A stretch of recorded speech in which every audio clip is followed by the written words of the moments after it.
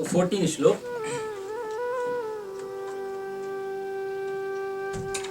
न कर्तृत्वं न कर्माणि लोकस्य सृजति प्रभुः न कर्म फल संयोगं स्वभावस्तु प्रवर्तते। न कर्तृत्वं न कर्माणि लोकस्य सृजति प्रभुः न कर्म फल संयोगं स्वभावस्तु प्रवर्तते। भगवान कहते हैं, हे अर्जुन, प्रभु परमेश्वर लोकस्य मनुष्यों के, लोकस्य मतलब मनुष्यों के, न कर्तृत्वम, न कर्तापन की, न कर्माणि न कर्मों की, न कर्म फल संयोगम, और कहते हैं न कर्म फल के संयोग की। तीनों चीजें भगवान बताते हैं कि न मनुष्यों के कर्तापन की, न कर्मों की, न कर्म फल के संयोग की। सृजति रचना करते हैं, माने बनाते हैं, और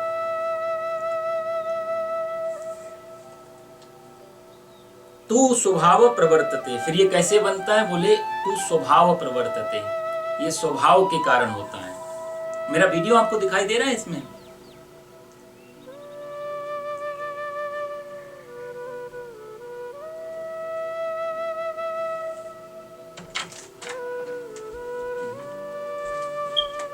अच्छा जी, चलो ये ठीक कर रहे हैं तब तक।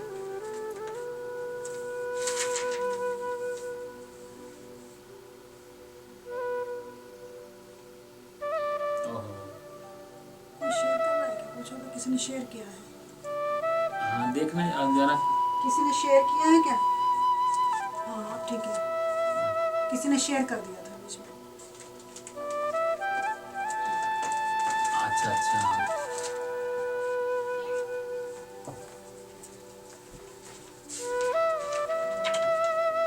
अच्छा अच्छा। तो भगवान यहाँ पर कह रहे हैं, और ये काफी अच्छी बात है यहाँ पर, जो भगवान ने बड़ा अच्छा एक बात कही है कि भगवान कहते हैं परमेश्वर ना तो कोई कर्तापन की रचना करता है,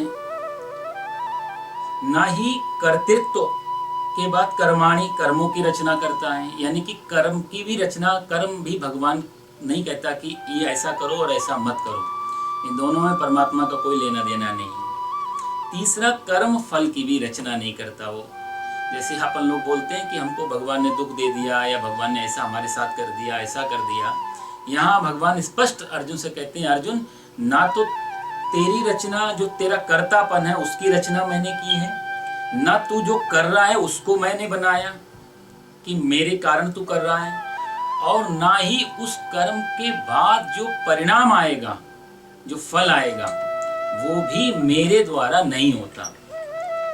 अब देखो साहब, ये मैंने आपसे जैसे कहा, दूसरा अध्याय पूरे गीता में पीछा करेगा।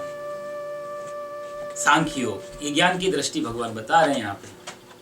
भक्ति योग में तो अलग चर्चा चलेगी, लेकिन ज्ञान की दृष्टि से परमात्मा ना तो करता है, हम जो हम कर रहे हैं उसके निर्माण का परमात्मा ने नहीं किया, ना हमारे कर्म का निर्माण परमात्मा ने किया, और ना ही भगवान ने हमारे कर्मों का जो फल आएगा वो हमारे लिए बना के दे रहा है।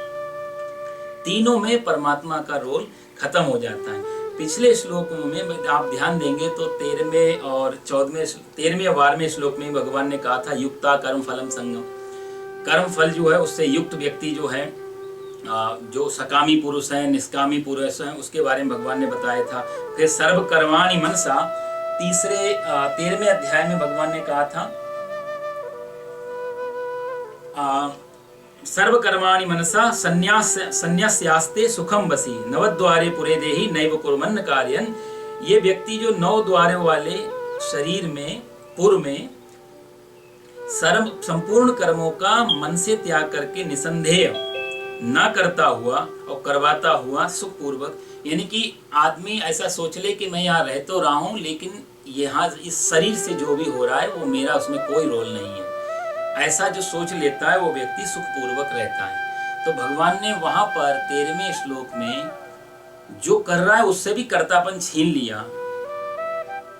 और यहां पर भगवान ने अपने आप को भी हटा लिया बीच से कि मैं भी नहीं करता हूं और तू भी ऐसा सोच कि तू भी नहीं करता है। पहले तो अर्जुन को बोला कि तू युद्ध कर ही नहीं रहा, ये सब हो रहा है, इंद्रियां इंद्रियों में बरत रही हैं, स्वभाव स्वभाव में बरत रहा है। यहां पर भगवान, तो अर्जुन के मन में ये हो सकता है कि यदि मैं ये सोचूं कि मैं नहीं कर रहा हूं युद्ध, ये सब युद्ध मेरे से कोई करवा रहा है, तो शायद कौन हो सकता है, ईश्वर। तो भगवान ने 14वें श्लोक में अपने आप को भी बीच से हटा लिया कि अर्जुन न कर्तृत्वम न कर्माणि लोकस्य सृजति प्रभु। यहाँ पर प्रभु शब्द दे करके, प्रभु का मतलब होता है प्रकर्षण शक्ति, जो सब जगह प्रकाश कर रही है, जो सबको संभाल रही है, उसको हम प्रभु बोलते हैं। तो यहाँ पर प्रभु का मतलब कि परमात्मा, वो किसी भी रूप से इसमें इन्वॉल्व नहीं है। तो फिर है कौन?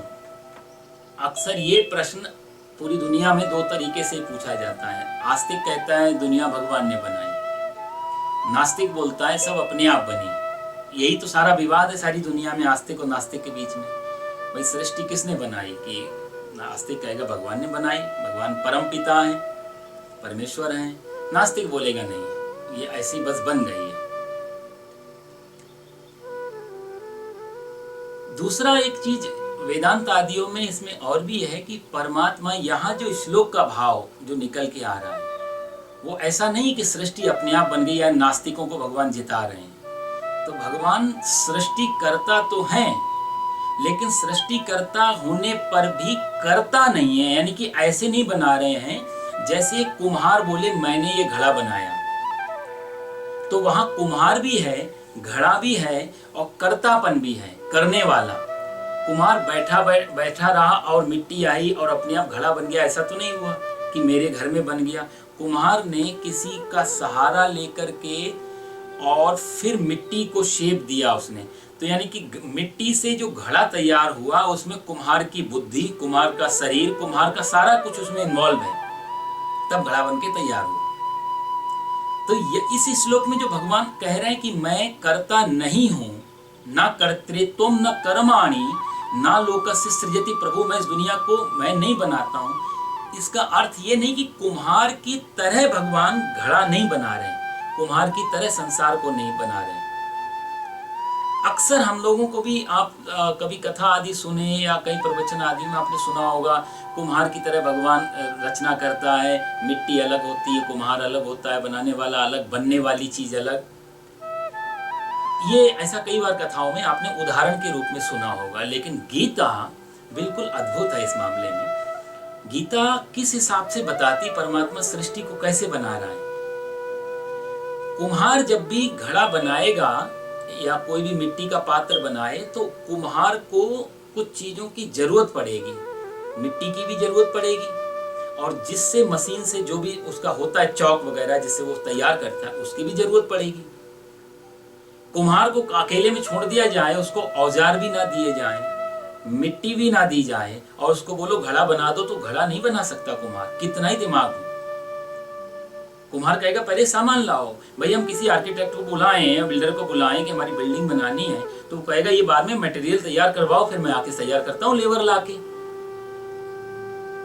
बिना मटेरियल के बिल्डिंग खड़ी नहीं हो सकती। कितना ही अच्छा आर्किटेक्ट हो, कितना ही अच्छा सब कुछ सिस्टम हो, पूरा अच्छा हमारा उसके पास स्टाफ है, लेकिन मटेरियल तो चाहिए।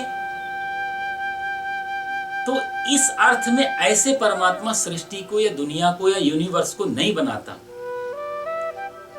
यदि ऐसे परमात्मा बनाता तो एक चीज बड़े सोचने वाली है, जब बिल्डर को बुलाया है बिल्डिंग बनाने के लिए या कुम्हार बैठा है मिट्टी से घड़ा बनाने के लिए, तो कुम्हार से पहले मिट्टी का होना जरूरी है, तब कुम्हार मिट्टी बना पाएगा और घड़ा बना पाएगा। हम कुम्हार से बोले मिट्टी तो है ही नहीं, आप आ जाओ फिर हम जुगाड़ करते हैं, तो कुम्हार नहीं हो सकता। मिट्टी पहले थी, कुम्हार बाद में तैयार हुआ। भाई कुंडल को बनाने वाला सुनार है, वो सुनार से पहले सोना तो होना चाहिए, तो ये यानी कि सुनार से ज्यादा महत्व सोने का है।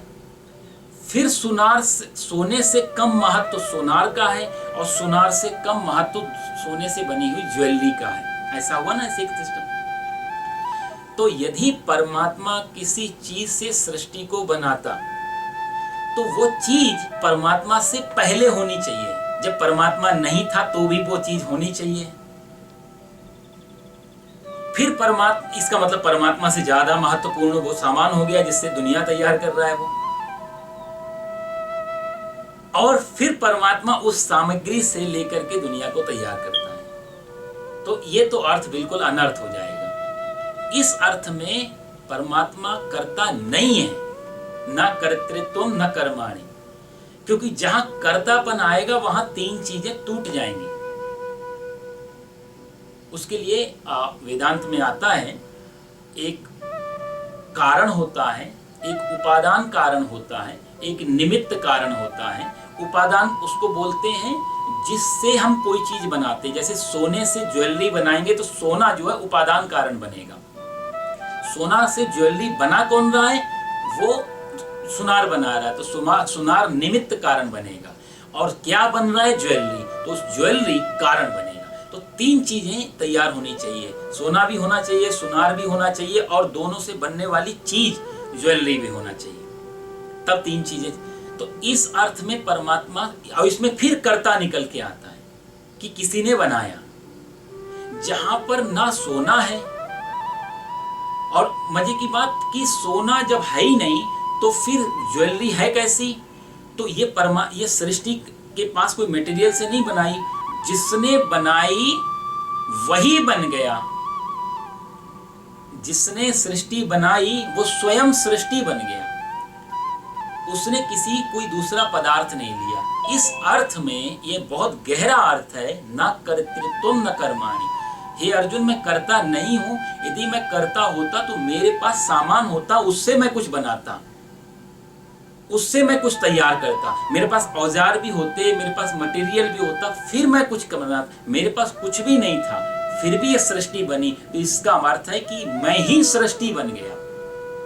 आप समझ रहे हैं बात को? सृष्टि मैं खुद बन गया। जब कोई खुद ही खुद बन जाए, अब जैसे कि हम शीशे के पास जाते हैं, यदि उदाहरण ले लें, तो शीशे में हम झांकते हैं तो शीशे में हमारी एक शेप बन जाती है, हमारी प्रतिबिंब बन जाता है। तो बिंब कौन? हम।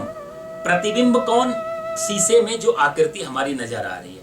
अब आप ये बताएं कि वो शीशे में जो प्रतिबिंब बना वो आपने बनाया या आप खुद ही बन गए उसमें?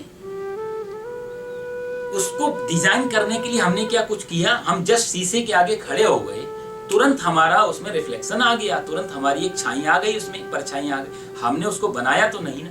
तो जैसे शीशे में हमारा प्रतिबिंब बन गया और हम उस समय हमने कुछ किया नहीं, तो हम वहां पर कर्तापन नहीं है। शीशे में जो दिख रहा है वहां हम कर्ता नहीं है। लेकिन उसी पिक्चर को यदि हमें कैनवास पे डालना पड़े, पेपर पे ड्राइंग करना पड़े, कहीं भी ड्रॉ करना पड़े, फिर मैं कर्ता बन जाता हूं। तो शीशे में मैं खुद ही बन गया हूं, अपने आप, ऑटोमेटिक। मुझे कुछ करना नहीं पड़ा, जस्ट शीशे के सामने जाना पड़ा। परमात्मा के पास शीशा भी नहीं। मजे की बात, परमात्मा स्वयं ही शीशा है, स्वयं ही उसमें पड़ने वाली दुनिया की रूप की परछाई है, और स्वयं अपने आप ही खड़ा हुआ।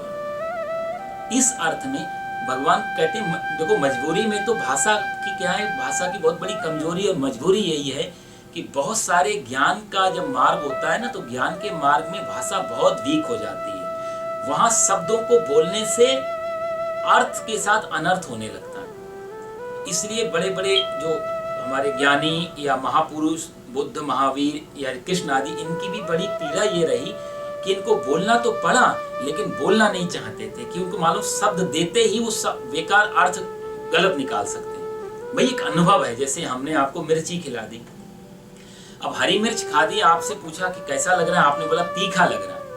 अब तीखा जो शब्द है, वो शब्द में तो कोई तीखापन नहीं है। मैंने आपको तीखा शब्द फेंका आपकी तरफ, तो आपको तीखा नहीं लगेगा उससे। और आपने कभी मिर्ची नहीं खाई हो तो आप पूछेंगे साहब कैसा तीखा। तो मैं कितना ही दुनिया के उदाहरण दूं कि ऐसा तीखा, वैसा तीखा, ऐसा चटपटा, वैसा ये। आपको सारा दिन मैं समझाऊं कि तीखा ऐसा होता है, फिर भी आपको वो तीखापन नहीं फील होगा। आप शब्दों को सुनते रहेंगे, इमेजिनेशन करते रहेंगे, शायद ऐसा हो सकता है, शायद ऐसा हो सकता है, लेकिन जो तीखापन मेरी जीभ को लग रहा है वो तीखापन आपको मैं कभी भी नहीं दे सकता। लेकिन भाषा की मजबूरी है, नहीं बोलूं तो फिर बोलूं क्या, तो कुछ तो बोलना पड़ेगा।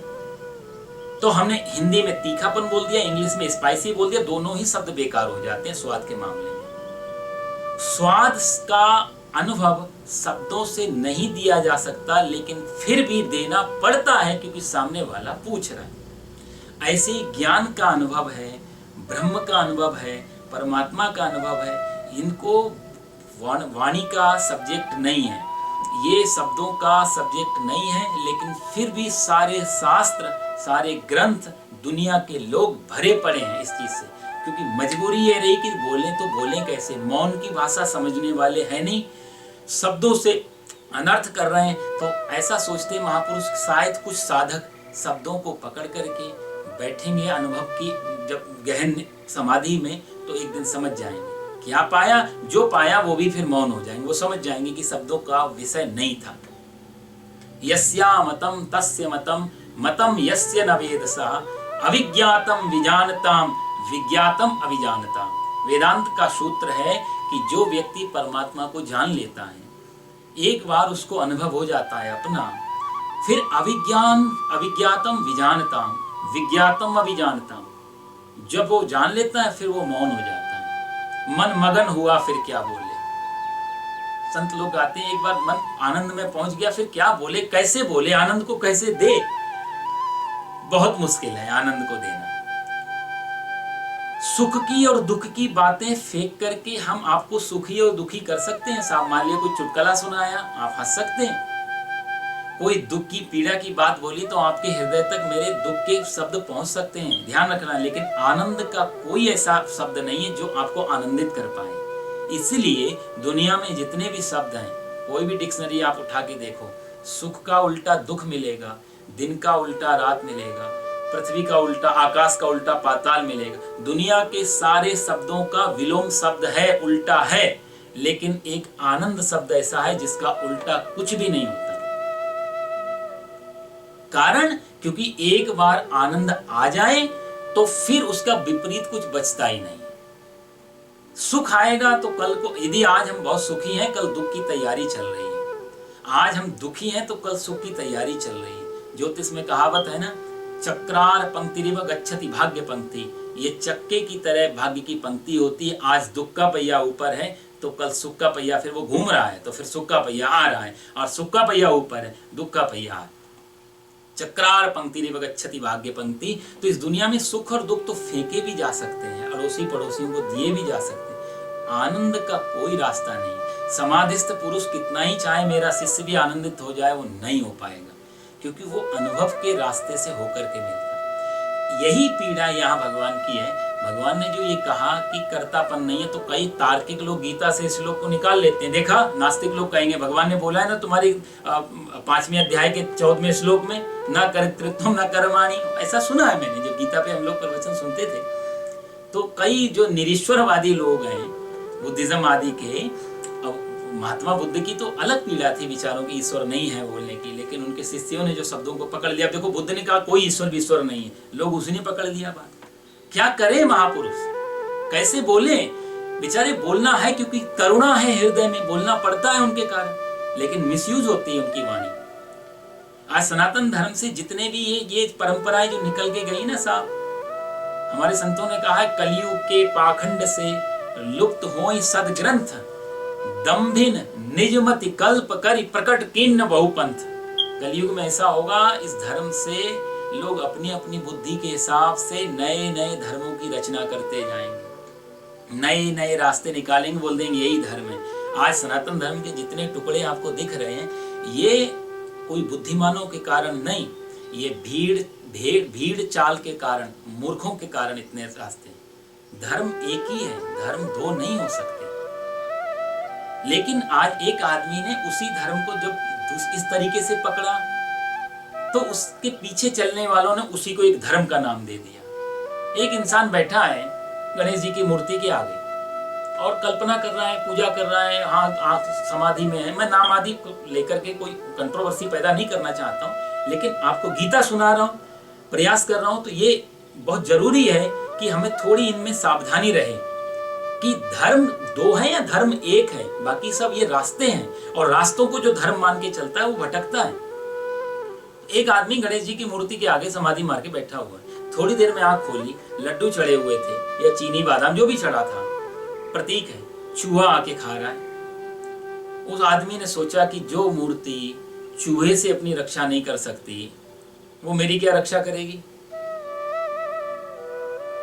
तोड़ो मूर्ति को, हटाओ, कोई मूर्ति नहीं होनी चाहिए। ठीक है साहब, उस आदमी की दृष्टि में ये भाव नहीं था, पर वो आदमी ने जो ये कहा, वो हम सब लोगों की जो भीड़ वहां बैठी हुई थी, जो सिर्फ इसी में उसको लगता था लड्डू चढ़ा के और हमारी पूजा हो गई, आरती घुमा के हमारी पूजा हो गई, जो भी पदार्थ चढ़ा के और पूजा। जो आदमी इसमें फंसा हुआ था, इस आदमी की करुणा ने इसलिए एग्जाम्पल दिया कि मूर्ति को हटा दो, तुम लोग मूर्ति में ही सब कुछ मान के चल रहे हो, इससे आगे भी कुछ है।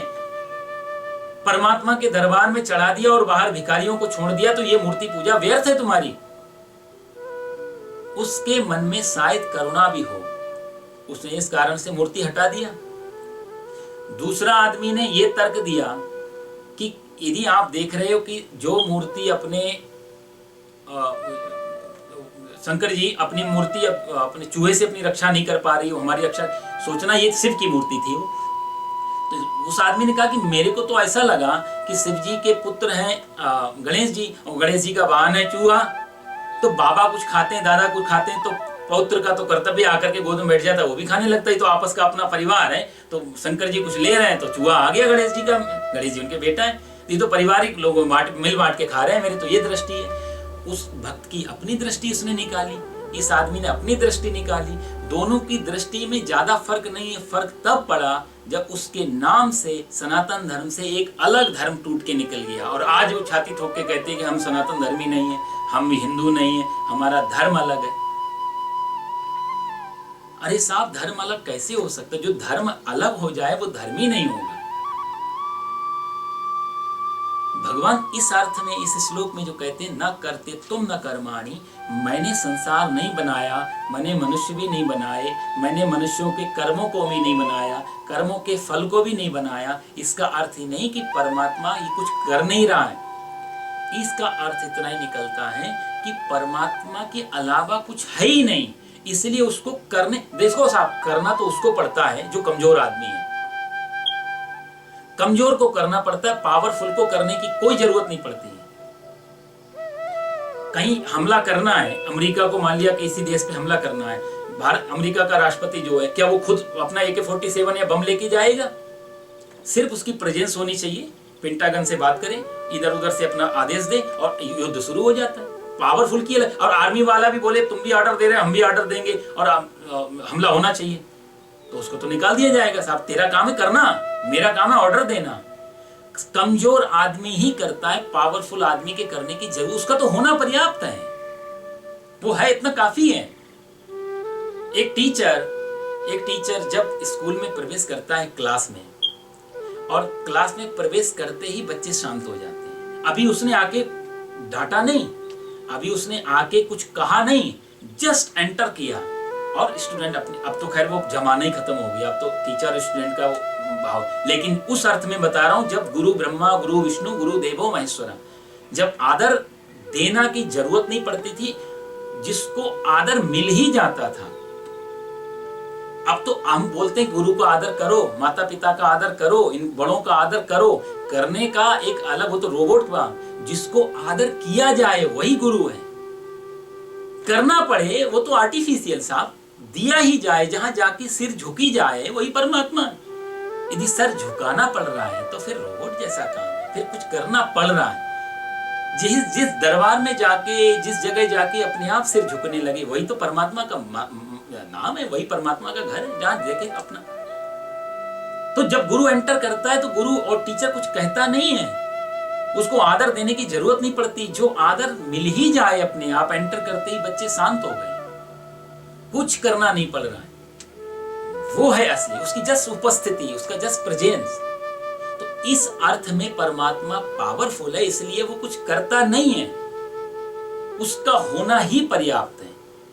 तो दो अर्थ से मैं आपको समझाना चाह रहा था कि परमात्मा सृष्टि जो बना रहा है, यहाँ जो कह रहा है उस इस अर्थ में नहीं कर रहा है कि वो मटेरियल से लेकर के किसी सांचे में डाल के इस दुनिया को तैयार कर रहा है, बल्कि परमात्मा खुद ही उसमें खुद ही बना हुआ है। वेदांत में कहावत है, एको हम बहुत श्यामा। भगवान अकेले बैठे हुए हैं, मन में प्रसन्नता आई कि मैं अकेला हूं, बहुत हो जाऊं, अंदर से निकल गई सारी चीजें, पूरी दुनिया तैयार हो गई।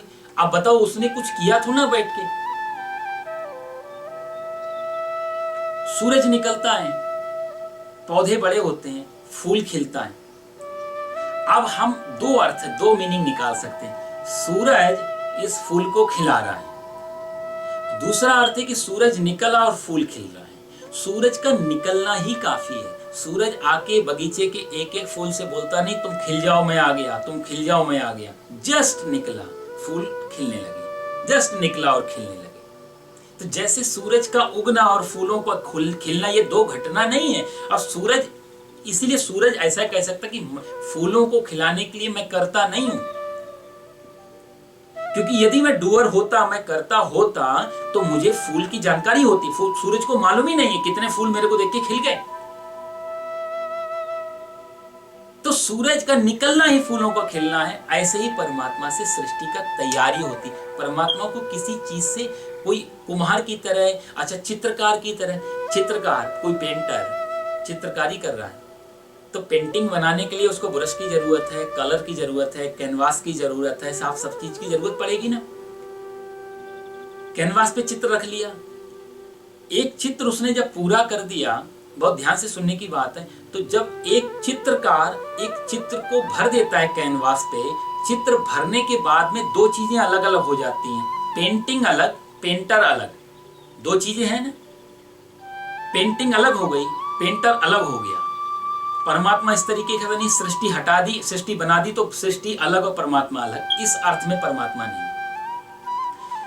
चित्रकार चित्र के बिना भी चित्रकार हो सकता है। मान लिया उसने अभी पेंटिंग बनाई नहीं, लेकिन बनानी आती है, तो भी वो चित्रकार तो है, पेंटर तो है। वैन गॉग जिंदा रहता, पिकासो जिंदा होता, हजारों पेंटिंग और बनाता। जल्दी मर गया, उतनी चीजें कम रह गई। लेकिन यदि वो नहीं भी बना रहा है, वैन गॉग जिंदा होना भी उसका पेंटर बने रहना है, पिकासो का जिंदा होना भी पेंटर बने रहना है, क्योंकि उसके अंदर वो प्रतिभा है। जब कभी कैनवास कलर और उसके अंदर एनर्जी होगी, वो बना के तैयार कर देगा। लेकिन जब वो बना के पूरा तैयार कर देगा, तो पेंटिंग अलग हो जाएगी और पेंटर अलग हो जाएगा। इस अर्थ में भगवान यहाँ पर गीता में नहीं कह रहे ना करते तो ना करवाएं। तो फिर परमात्मा कैसा है? बहुत समझने की बात है। भगवान है जैसे एक आदमी नृत्य कर रहा है। आप लोग कथक, कुचिपुड़ी, भरतनाट्यम, जो भारतीय शास्त्रीय संगीत हैं, जो लोग इनको करते हैं, इनके टच में हैं, वो लोग समझ सकते हैं इस बात। नृत्य और नर्तक, पहले मैंने कहा चित्र और चित्रकार, नृत्य और नर्तक, इनमें जो फर्क है, चित्र बना करके चित्रकार अलग हो सकता है, लेकिन नर्तक नृत्य को अपने से अलग नहीं कर सकता। जब तक नृत्य है तब तक वो नर्तक है, जब नृत्य खत्म, नर्तक भी खत्म। भाई नर्तक जो शब्द है, नाचने वाला, वो तभी तक है जब तक वो नृत्य में है। एक बार उसने नृत्य खत्म कर दिया, वो नर्तक भी नहीं रहा, क्योंकि नर्तक शब्द उसी से आया है, नृत्य से। तो नृत्य और नर्तक को आप अलग अलग नहीं कर सकते। चित्र और चित्रकार को अलग अलग कर सकते। चित्रकार की चित्रकारी आप चुरा सकते हैं, फाड़ सकते हैं, नष्ट कर सकते हैं, लेकिन नर्तक का नृत्य आप नष्ट नहीं कर सकते, कोई भी रास्ता नहीं। जैसे कि कहते हैं कि धन को चुरा के ले जा सकते हैं चोर, लेकिन विद्या रूपी धन को कोई नहीं चुरा सकता, वो तो अंदर है। आप गला भी काट दोगे तो भी आपने हमारा गला काटा, हमारी विद्या का नहीं। तो जैसे विद्या और विद्वान का को अलग नहीं कर सकते, नृत्य और नर्तक को अलग नहीं कर सकते, ऐसे ही परमात्मा ने सृष्टि रची है, सृष्टि और परमात्मा को दो को अलग नहीं कर सकते, दोनों एक ही में। आपने गौर किया होगा, पृथ्वी पे एक सनातन धर्म ऐसा है जिसने इसी श्लोक की कल्पना शायद की होगी और हमारे पास मूर्ति दी जिसका नाम नटराज। नाचते हुए परमात्मा की मूर्ति सिर्फ सनातन धर्म में मिलेगी, बाकी किसी धर्म में नहीं होगी। ये नटराज की कल्पना ये भारत के किसी महापुरुष की बहुत बड़ी कल्पना है कि परमात्मा जो सृष्टि को जो बना रहा है ना, परमात्मा और दुनिया, परमात्मा और सृष्टि का जो रिलेशन है वो चित्रकारी की तरह नहीं बल्कि नृत्य और नर्तक की तरह है जो नटराज में झलक रहा है। वही नाच रहा है और वही खुद नाचने वाला भी वही और जो नृत्य हो रहा है वो भी वही, दोनों चीजें जहां एक हो जाती। इस अर्थ में परमात्मा से दुनिया नहीं हटा सकते। तो कुम्हार की तरह जो हम लोग सुनते आते हैं कि कुम्हार की तरह भगवान ने पूरी दुनिया को बनाया, अंदर हाथ सहार हृदय बाहर मारे चोट, संभाल भी रहा है, चोट भी कर रहा है, दंड भी दे रहा है। इस अर्थ में परमात्मा कहे यहाँ भगवान श्री कृष्ण तो बहुत स्पष्टवादी हैं, कोई मक्खन लगाने की बात नहीं, अर्जुन से जो सही होता है उसको बोल देते हैं। तो यहाँ भगवान श्री कृष्ण ने जो बात की है कि अर्जुन इसमें मैं करता नहीं हूँ, लेकिन इसका अर्थ ये भी अर्जुन कहीं गलत भी ना समझ ले, तो भगवान ने सृजति प्रभु ना कर्म फल संयोगम स्वभाव वस्तु प्रवर्त, जो स्वभाव वस्तु प्रवर्तते कहा, उसी में भगवान कहीं ना कहीं अपनी हल्की सी झलक डाल दे रहे हैं। क्योंकि स्वभाव भी कैसे आएगा जब परमात्मा नहीं है, किसका स्वभाव है, किसकी पावर है, किसकी आदत है। तो कहीं ना कहीं परमात्मा हल्के से अपना जो लगाम उसको छोड़ भी नहीं रहे। जैसे हम रथ को, बैलगाड़ी को हम चलाएं, घोड़ा गाड़ी को बैल, तो हम लगाम खींच के ही नहीं रखते हैं, जब वो चलने लग जाए तो थोड़ा ढीले कर देते हैं। बस वो ढीलापन इसलिए कि रिलैक्स होकर के चलते रहेंगे, खींचे ही रखेंगे तो भी बैल आगे नहीं बढ़ेंगे, और ढीला ही छोड़े रहेंगे, खींचेंगे ही नहीं तो भी शायद आगे नहीं बढ़ेंगे। तो वो खींच के ढील दे दिया भगवान ने। अर्जुन कहीं मिसयूज भी ना कर जाए, मिसगाइड ना हो जाए, ये ना समझे कि इसका मतलब परमात्मा ने नहीं बनाया तो ये दुनिया अपने आप बन गई। तो भगवान यहाँ कहीं कहना भी चाहते हैं ये कि इसमें परमात्मा ही सृष्टि बना हुआ है, उसके बिना सृष्टि नहीं हो सकती। इसका एक एग्जांपल और दूं, इसके बाद हम अगला श्लोक लेंगे। केमिस्ट्री में हम लोगों में बचपन में शायद हाई स्कूल या इंटर में एक सब्जेक्ट आया था हम लोगों के पास में, ज़्यादा तो नहीं थी पर थोड़ा बहुत पढ़ा था। एक शब्द आता था कैटालिटिक एजेंट करके। तो कैटालिटिक एजेंट का काम कुछ भी नहीं होता है, वो कुछ भी करता नहीं है, लेकिन यदि वो नहीं हो तो जो काम हो रहा है वो भी नहीं हो सकता है। वो सीधा सीधा इन्वॉल्व नहीं होता कार्य में। जैसे कारों में भी अब तो लगता है, जो कारों का जो होता है वो एक्सीलेटर का जो गैस बाहर जाती है, क्या बोलते हैं, वहां पर भी लोग लगाते हैं। मैं पढ़ रहा था एक दिन कि कैटालिटिक कन्वर्टर लगाते हैं वहां पे। हाइड्रोजन नाइट्रोजन जो भी गैसें बाहर निकलती हैं उनको उसमें से होकर जब जाती है कन्वर्टर से तो अलग अलग टूट जाती हैं। वो कन्वर्टर नहीं तोड़ रहा उसमें, मैंने वीडियो भी देखा उसका, तो मैं देख रहा हूँ कि वो उसका रोल ये नहीं कि वो दोनों गैसों को, हाइड्रोजन को अलग कर रहा है, ऑक्सीजन को अलग कर रहा है, नाइट्रोजन नहीं, उसके अंदर गैस प्रवेश कर रही है एक साथ जुड़ी हुई, लेकिन प्रवेश करके जब वो बाहर निकलती हैं साइलेंसर से तो सारी गैसें अपने अपने अलग अलग हो जाती हैं। तो जैसे कैटालिटिक कन्वर्टर कन्वर्ट भी नहीं करता, कन्वर्टर भी नाम देना उसका गलत है, उसके साथ अन्याय है। सिर्फ उतना होना, जैसे हाइड्रोजन और ऑक्सीजन को मिलाकर हमारे पास पानी बना है। अब तो सब लोग जानते हैं इस बात को। पानी को यदि हम तोड़ देंगे तो हमारे हाथ में दो चीजें मिलेंगी, एक ऑक्सीजन मिलेगी, एक हाइड्रोजन मिलेगा। दो के अलावा तीसरी कोई चीज नहीं है, हाइड्रोजन ऑक्सीजन है। लेकिन यदि हम हाइड्रोजन ऑक्सीजन आपको दे दें और आपसे बोले आप पानी बना के दे दो, तो आप हाइड्रोजन ऑक्सीजन को मिलाएंगे तो पानी नहीं बनेगा। अब तो वैज्ञानिक बोलते हैं हाइड्रोजन ऑक्सीजन के बिना पानी नहीं बन सकता है, लेकिन हाइड्रोजन ऑक्सीजन को मिला के भी पानी नहीं बनेगा। कब तक? जब तक कि उसमें बीच में इलेक्ट्रिसिटी ना आ जाए। उनके बीच से यदि विद्युत का प्रवाह नहीं होगा तब तक वो हाइड्रोजन ऑक्सीजन नहीं मिलेंगे। तो इसका अर्थ है हाइड्रोजन और ऑक्सीजन को मिला करके जो पानी की प्रक्रिया पूरी हुई उसमें इलेक्ट्रिसिटी बीच में आई, लेकिन फिर से पानी को तोड़ो तो हमारे हाथ में फिर दो ही चीजें लगेंगी, या तो हाइड्रोजन और ऑक्सीजन। इलेक्ट्रिसिटी फिर भी नहीं मिलेगी उसमें। तो इसका अर्थ है कि इलेक्ट्रिसिटी ने हाइड्रोजन ऑक्सीजन को पानी बनाने में सहयोग तो किया, लेकिन कर्तापन जैसा सहयोग नहीं, उसने कुछ किया नहीं। सिर्फ उसकी प्रेजेंस रही, सिर्फ उसका उपस्थिति रही कि वो है और ये दोनों मिलकर के पानी बन रही है। इस अर्थ में परमात्मा कहता है कि जब वो सृष्टि बनाता है तो ऐसे नहीं जैसे वो कुछ कर रहा है, बस वो है, प्रेजेंस है, उसके बिना कुछ भी होगा नहीं, लेकिन वो फिर करता भी कुछ नहीं है। सिर्फ उसकी प्रेजेंस, उसका होना, उसकी उपस्थिति सृष्टि को तैयार कर देती है। आप देखो तो श्रीमद् भागवत कथा आपने भी सुनी हो, तो उसमें कहते हैं 18,000 श्लोक हैं, 12 स्कंद हैं, 335 चैप्टर है उसमें अध्याय। जब भागवत का जब ये रचना नहीं हुई थी तो भागवत सिर्फ 4 श्लोकों में थी, जिसको हम बोलते थे चतुश्लोकी भागवत। तो वो चतुश्लोकी भागवत में ही यानी कि 4 श्लोकों को एक्सप्लेनेशन, उसी की सारी व्याख्यात्मक रूप से 18,000 श्लोक तैयार किए व्यास जी ने।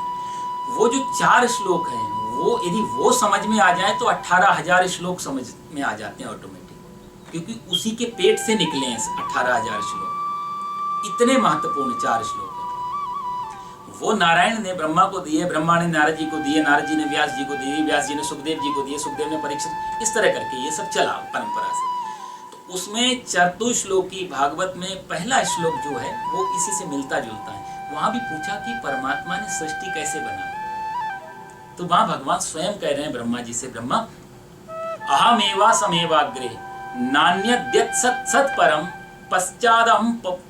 पश्चादहम वसिष्येत यो वसिष्येत सोऽस्म्यहम् पश्चादहम यदे तच्च यो वसिष्येत सोऽस्म्यहम् ऋतेर्थम यत् प्रतीयेत न प्रतीयेत चात्मनि तद्विद्यादात्मनो मायां यथा भासो यथा तमः यथा महन्ति भूतानि भूतेषु च वचेष्वनु प्रविष्टान्य प्रविष्टानि तथा तेषु न तेषु हम एतावदेव जिज्ञास्यम् तत्त्व जिज्ञासुनात्मनः अन्वय व्यतिरेकाभ्याम यस्या सर्वत्र सर्व।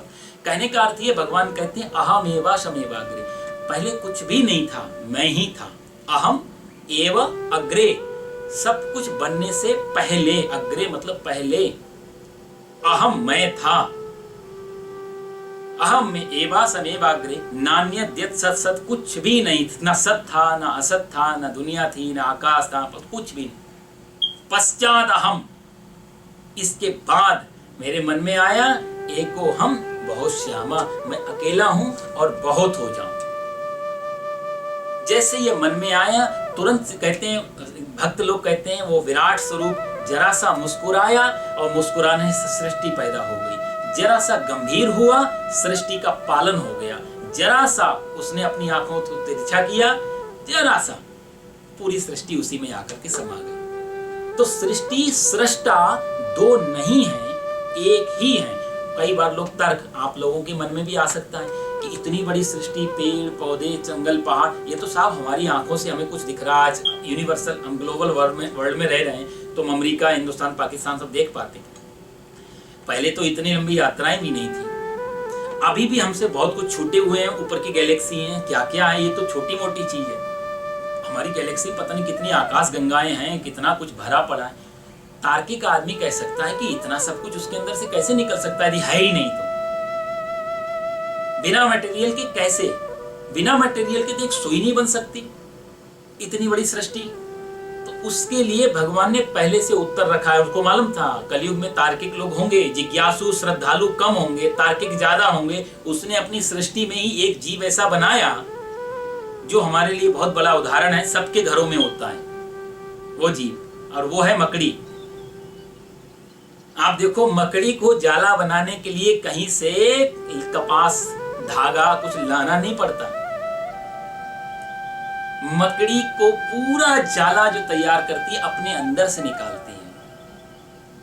आप देखते हो कई बार ऊपर से छत से नीचे गिरती रहती है, धागा छोड़ती रहती है और नीचे आती रहती है, और कोई नीचे छेड़ दे तो उसी धागे को वापस अपने पेट में डालती रहेगी और ऊपर चढ़ जाएगी। आप बताओ, एक मकड़ी छोटी सी और कैसा जाला तैयार कर रही है। साहब हम लोग कोई इतने बड़े कलाकार नहीं। आज एफिल टावर देखो, चाहे वर्ल्ड ट्रेड टावर देखो, चाहे आप ताजमहल देखो, ये बहुत सामान्य चीजें हैं। इसमें भी कोई बड़े हाथ काटने जैसी बात नहीं थी इसमें, क्योंकि इसमें भी लेबर नहीं हो, मटेरियल नहीं हो, बुद्धि नहीं हो, आदमी आदेश करने वाला नहीं हो, बनवाने वाला नहीं हो, तो भी बनना तैयार नहीं हो सकता। बहुत सारी चीजें तब जाकर के एक बिल्डिंग तैयार हो पाती है, और उसमें भी रिस्क होते हैं, उसमें भी बहुत सारी चीजें दूसरे लोग आके पास करते हैं कि साहब है ठीक है या नहीं, भूकंप से हिसाब से ठीक है या नहीं है, और पानी के हिसाब से ठीक, कितनी सारे प्रोसेस से गुजरना पड़ता है एक बिल्डिंग को पास कराने के लिए। कोई बहुत बड़ा काम नहीं है। एक मकड़ी को देखो आप, वो ना तो उसके पास लेबर है, ना उसके पास मटेरियल है, ना उसके पास किसी का ऑर्डर आया हुआ है। एक जाले को जो तैयार करती है, आज मनुष्य ऐसा जाला तैयार करके कोशिश करे तो नहीं कर सकता। कितना डिजाइन से एक ही, और आप कभी गौर से आप देखो, मैंने तो देखा है, गौर से आप उसके जाले को देखो, उतना ही गैप होगा घूमने वाले में, जो बीच बीच में जाले जो होते, जितना गैप पहले छेद में उतना ही गैप दूसरे छेद में होगा। जरा सा भी अंतर नहीं है, कोई पैमाना, कोई उसके पास मीटर नहीं है नापने का। कितना फिट बनाती है मकड़ी, सारी लाइनें बराबर होंगी, सारे गोले बराबर होंगे, छोटा गोला, फिर बड़ा गोला, फिर उससे बड़ा गोला, फिर उससे बड़ा, कितना तरीके से। कोई तो प्रकार नहीं है उसके पास में, कुछ भी तो नहीं है साहब। एक छोटी सी जंतु हमारे घर घर में परमात्मा ने शायद इसीलिए पैदा कर दिया है, हम लोग हटाते रहते हैं। परमात्मा वो दिखाना चाहता है कि तुम्हारे घर में एक कोने में एक छोटी सी मकड़ी यदि जाला अपने अंदर से निकाल के तैयार कर सकती है, तो इसको बनाने वाला सृष्टिकर्ता क्यों नहीं सृष्टि बना सकता। इसीलिए भगवान जो दत्त भगवान हुए, दत्तात्रेय महाराज, उन्होंने भी इसको मकड़ी को अपना गुरु बनाया। जो उनके 24 गुरु है ना, उसमें मकड़ी भी इनका गुरु है, दत्त भगवान का। यही उन्होंने देखा, मकड़ी झाला बना रही थी और अपने अंदर से निकाल रही थी। तब वो समझ गए, प्रणाम करने लगे, प्रभु मैं और कुछ नहीं, मैं तेरा ही अंदर का ही पार्ट हूँ, तेरे मेरे में कोई फर्क नहीं। तो परमात्मा सृष्टि और सृष्टिकर्ता का जो संबंध है, अभिन्न संबंध है, अभेद संबंध है, वहां दो चीजें नहीं है। भगवान इसी अर्थ में कहते हैं कि न कर्तृत्व न कर्मा न कर्म फल संयोगम।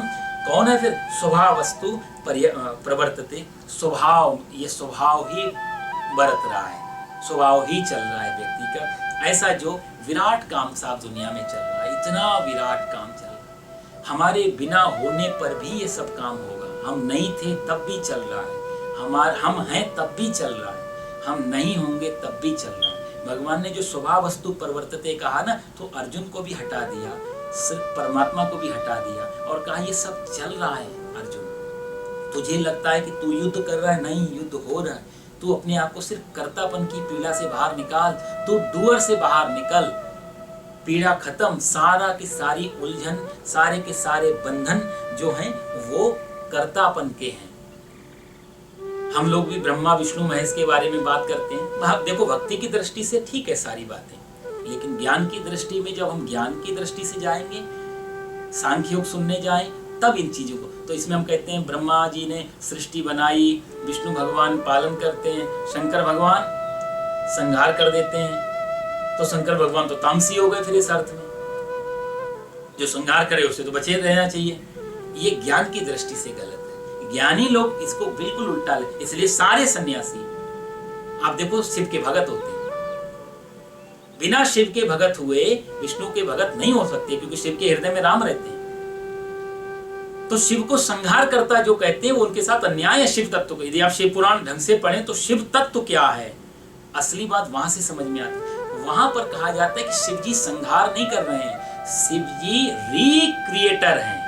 जो सृष्टि खत्म हो रही है, खराब हो रही है, उसको दोबारा से तैयार करके दे रहे हैं। क्योंकि भगवान गीता में कह चुके हैं अर्जुन, जब आदमी की मृत्यु होती तो मृत्यु नहीं होती, बल्कि वासांसी जीर्णानि यथा विहाय नवानि गृह्णाति नरोपराणि। सिर्फ कपड़े बदल रही है आत्मा, पुराने कपड़ों को छोड़ रही है, नए कपड़ों को दे रही है। शिव जी का जो रोल है वो संहार करने का रोल नहीं है, बल्कि जो कपड़े पुराने हो रहे हैं, जो कपड़े जीर्ण शीर्ण हो रहे हैं, जिनसे अब इज्जत भी जा रही है, आदर भी जा रहा है, सुरक्षा भी जा रही, भगवान उस आत्मा पे एक नया फ्रेश कवर चढ़ा रहे हैं, कपड़ा दे रहे हैं, जिसको हम बच्चा बोलते हैं, फ्रेश कपड़ा है। ये कपड़ा धीरे धीरे धीरे 50, 60, 70, 80 सालों में जाता। एक कपड़ा ही साहब हम लोग लगातार पहने, क्या हालत हो जाएगी। तो कोई आदमी आके नया टी शर्ट डाले, हम उसको धन्यवाद देते, नया कपड़ा दे दिया, पुराना पहना। शिव जी का वही काम है। तो विष्णु और ब्रह्मा से भी ज्यादा पैदा करना भी कठिन नहीं है, पालन करना भी कठिन नहीं है, अपडेट करना बहुत कठिन है। बच्चे को पैदा कर दिया और बच्चे को हमने अच्छा खिला पिला दिया, नहीं, बच्चे की परवरिश, उसको नया डायमेंशन है, वो नया आयाम देना, ये शिव जी का काम कर रहे हैं। शिव जी इतने, इस अर्थ में शिव जी ब्रह्मा और विष्णु से ज्यादा दयालु और कृपालु हैं। वो बोल रहे हैं अरे आत्मा तेरे ये वस्त्र पुराना हुआ, अब इसमें टिकना मुश्किल है, इससे ना दौड़ा जा रहा है, ना चला जा रहा है, ना खाया पिया जा रहा है, ना साधना हो पा रही, कोई नया वस्त्र धारण कर। भगवान भोलेनाथ मृत्योर, वो आता है ना महामृत्युंजय मंत्र, महामृत्युंजय मंत्र में ओम त्रयंबकम यजामहे सुगंधिम पुष्टिवर्धनम उर्वारुकमिव बंधनात् मृत्योर मुक्षीय मामृतात्। मेरी मृत्यु कैसी हो? बोला अमृत से जोड़ने वाली। कैसे? बोला जैसे एक, ऐसा नहीं जैसे कोई चीज कच्चा फल तोड़ रहे हो, जैसे खरबूजा या तरबूजा, वो जो जब अलग होता है ना, खरबूजा अलग हो जाता है क्योंकि बेल सूख जाती है अपने आप ही बेल से। उर्वारुकमिव बंधनात्, मैं ऐसे बंधन से कैसे छूटूं? बोला उर्वारुक, एक खरबूजा जब पक जाता है तो अपने आप ही बेल को छोड़ देता है, ना बेल को दर्द हो रहा है ना खरबूजे को दर्द हो रहा है अलग होने में। इस संसार से मैं ऐसे छूट जाऊं और किधर जाऊं? मृत्यु और मोक्षीयमाम, अमृत की तरफ में चला जाऊं। भोलेनाथ का प्रिय मंत्र है साहब महामृत्युंजय, फिर भी हम उनको बोलते संहार करता। ज्ञान की दृष्टि में वो नया जन्म दे रहा है, इसमें पास नहीं हो पाए दोबारा बैठो, कोई बात नहीं, नया शरीर लेके आओ, फिर से साधना करना चालू। इतने मौके देने वाले भगवान भोलेनाथ, इस अर्थ में ज्ञान की दृष्टि में। तो भगवान कहते हैं न करते तो न कर्माणि, मेरा इससे मैं करता नहीं हूं, लेकिन बस यही है कि मैं करता नहीं इस अर्थ में हूं, सृष्टि मेरे बिना भी नहीं हो सकती। कोई आदमी गलत अर्थ ना ले, सृष्टि मेरे बिना नहीं हो सकती। पृथ्वी जैसे हम कोई चीज ऊपर फेंकते हैं साहब, तो पृथ्वी खींच रही है, तो कहाँ है उसके हाथ पैर? कोई बोले कि पृथ्वी खींच रही है, ग्रेविटेशन है, तो पावर कहाँ है? कोई भी वैज्ञानिक आज तक ग्रेविटेशन को दिखा पाया, बता पाया यहाँ पे ये ग्रेविटेशन है? किसी भी कैमरे में कैद कर पाया? लेकिन खींच तो रही है ना। बहुत सारे एग्जाम्पल हैं, बस थोड़ा सा यदि आप अनुभव और थोड़ा बुद्धि के एंगल से आप लगाने की कोशिश करेंगे तो आपको ये श्लोक का जो भाव है, गूढ़ अर्थ, तभी पकड़ में आएगा, शब्दों से नहीं। थोड़ा थोड़ा आपको अपने अनुभव में डालना पड़ेगा। जैसे पृथ्वी, कोई चीज हमने ऊपर फेंकी तो पृथ्वी ने उसको खींचा, तो एक शब्द तो ठीक है, भाषा में ठीक है कि पृथ्वी खींच रही है, लेकिन पृथ्वी खींचने के लिए उसके हाथ है क्या? उसके पास आंखें हैं क्या? उसके पास कौन सी पावर है? लेकिन पृथ्वी ऑटो है, एक नैसर्गिक नियम है, आप ऊपर चीज फेंकोगे तो नीचे गिरेगी, क्योंकि पृथ्वी में ग्रेविटेशन पावर है। तो पृथ्वी और ग्रेविटेशन ये दो चीजें नहीं है। यदि दो चीजें होती तो आज हम ग्रेविटेशन को पृथ्वी से अलग कर लेते, एंटी ग्रेविटेट कर देते पृथ्वी को। पृथ्वी और ग्रेविटेशन दोनों एक ही चीज है, आप ऊपर फेंकेंगे अपने आप नीचे आएगी। पृथ्वी खींच नहीं रही है, बल्कि जो खींचा जा रहा है वही पृथ्वी है। क्योंकि जो हम कहते हैं पृथ्वी या चीज को खींच रही है, तो उसमें भाषा की गलती है, तो बेचारे ना समझ लोग बोल सकते हैं कि कहां से खींच रही है, कहां पे है इसके हाथ पैर, कहां पे वो पावर छुपी हुई है, हम निकाल तो गड्ढा खोद दो, पृथ्वी को निकाल दो, हटा दो। लेकिन जब भी पृथ्वी जहां भी रहेगी वो खींचेगी, वो उसका एक अभिन्न शक्ति है, वही माया है, वही सृष्टि है। परमात्मा जो सृष्टि को बना रहा है, वो सृष्टि और सृष्टिकर्ता दोनों में अवैध संबंध है, जैसे पृथ्वी और पृथ्वी की ग्रेविटेशन पावर में संबंध। इस अर्थ में भगवान कहते हैं न करते तुम न कर्माणि लोकस्य सृजति प्रभु और स्वभावस्य परिवर्तते। ये अर्जुन से क्यों कह रहे हैं? क्योंकि अर्जुन को ऐसा लग रहा था कि मैं जब इनको मार दूंगा तो यानी कि मैं भी हूं और मारने वाला भी है, और फिर एक ऊपर दोष जो लगेगा वो भी है, जो हमें दोषी ठहराएगा, तो नर्क मिलेगा। इन सब चीजों से वो कहीं ना कहीं डर रहा था। पहले भी कह चुका ना, पाप आदि लगेंगे, वर्ण संकर पैदा होंगे। यहाँ भगवान ने इस चीज को हटाया। अर्जुन, किसी भी कर्म का फल ना तो तेरे हाथ में है ना ऊपर वाले के हाथ में, ये सब आ रहा है अपने आप से। आदमी इतना अहंकारी है कि अपने ऊपर जिम्मेदारी लेता है, और जब इस अहंकार से जिम्मेदारी लेता है तो फिर वो बंधन में, वो प्रॉब्लम में आता है। एक बार एक कहानी सुन रहा था मैं कि एक आदमी के पास एक गधा था, तो पड़ोसी गधा मांगने आया, तो उस आदमी ने कहा कि आज वो गधा है नहीं, वो कहीं खेत में चरने गया है।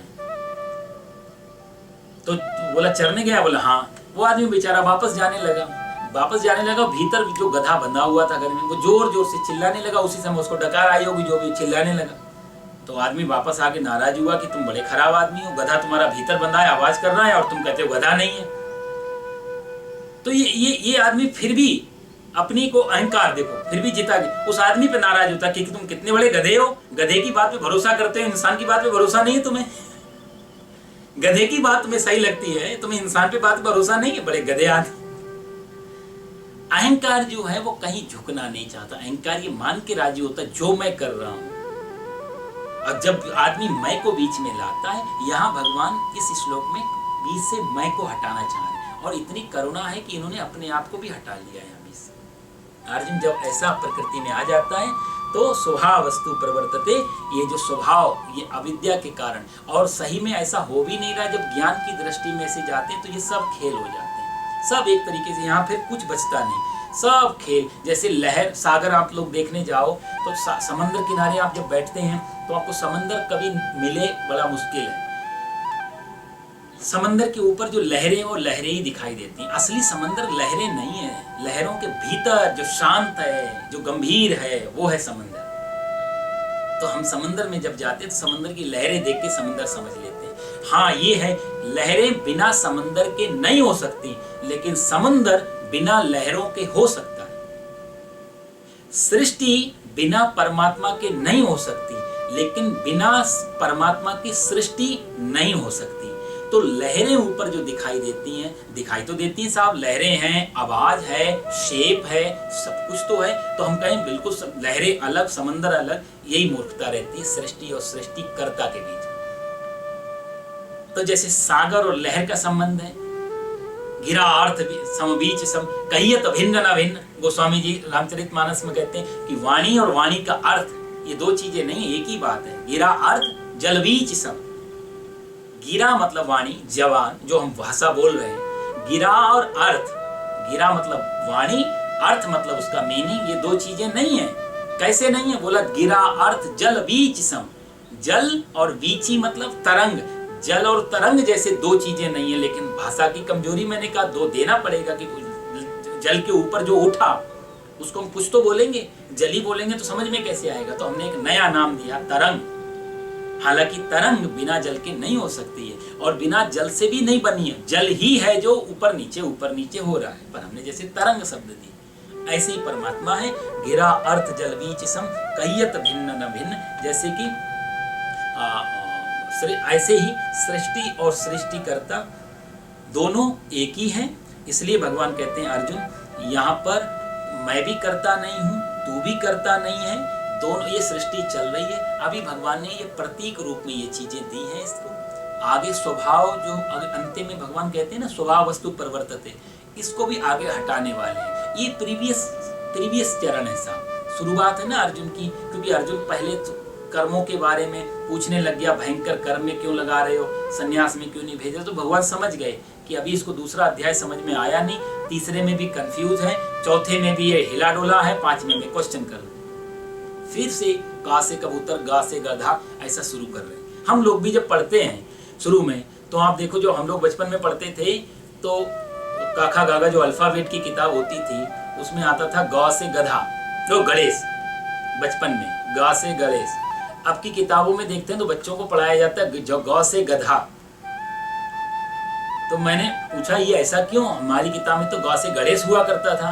तो बोला नहीं, अब सेकुलर गवर्नमेंट है ना, वो नहीं चाहती किसी की भावनाएं आहत हो, तो गौ से गणेश बोल के जो है किसी की भावनाएं आहत हो सकती हैं। तो देखो साहब, गणेश से भावनाएं, गधा तक ठीक है। जहां इतनी छोटी सोच हो कि गौ से गणेश बोलने से हमारा धर्म खराब हो जाएगा, गौ से गधा चल जाएगा, गधा से वो समझौता कर सकते हैं, लेकिन गणेश से नहीं। इतने हल्के लेवल पे हम लोग जीते हैं साहब। एक आदमी नाव में बैठा हुआ है, सन्यासी, और सन्यासी नाव, एक आदमी जो मल्लाह था नाव को चला रहा था। तो सामने से एक नाव आ रही थी, उस बेचारे का ध्यान कहीं और था, तो उसकी नाव इसकी नाव से टकरा गई। इसकी नाव से टकराई तो ये नाविक उस नाविक को बहुत गालियां देने लगा, उल्टी सीधी भाषा बोलने लगा। वो बेचारा सीधा साधा आदमी क्षमा मांगी, वापस चला गया। ये आदमी का क्रोध शांत नहीं।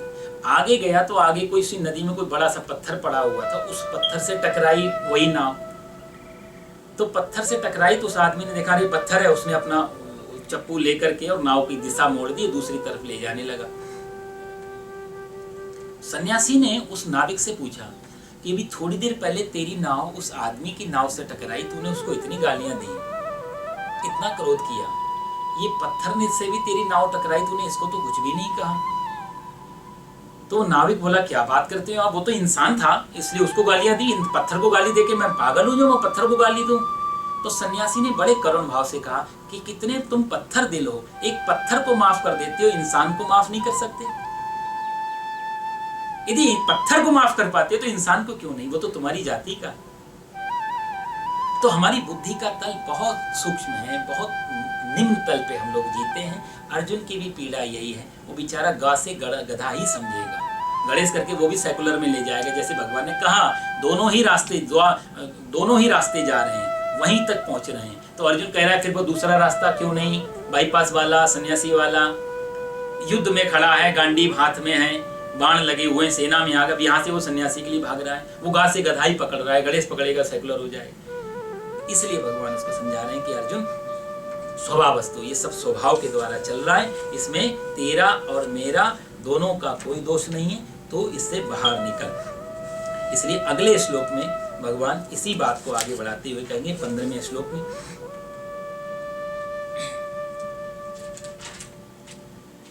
नादत्ते कस्यचित् पापं न चैव सुकृतं विभुः अज्ञानेनावृतं ज्ञानं तेन मुह्यन्ति जन्तवः। भगवान कहते हैं अर्जुन, विभु, विभु का मतलब होता है सर्वव्यापक, सब जगह जो रहे, सर्वव्यापी परमात्मा। ना कस्यचित् पापम, किसी के पाप कर्म को या अशुभ कर्म को, ना सुकृतम, सुकृत बोलते हैं अच्छे कर्मों को यानी कि पुण्य कर्म को, शुभ कर्म को, एव आदत्ते ग्रहण करता है। ना तो भगवान किसी के पापों को ग्रहण करता है, ना सुकृतम, ना अच्छे पुण्यों को ग्रहण करता है।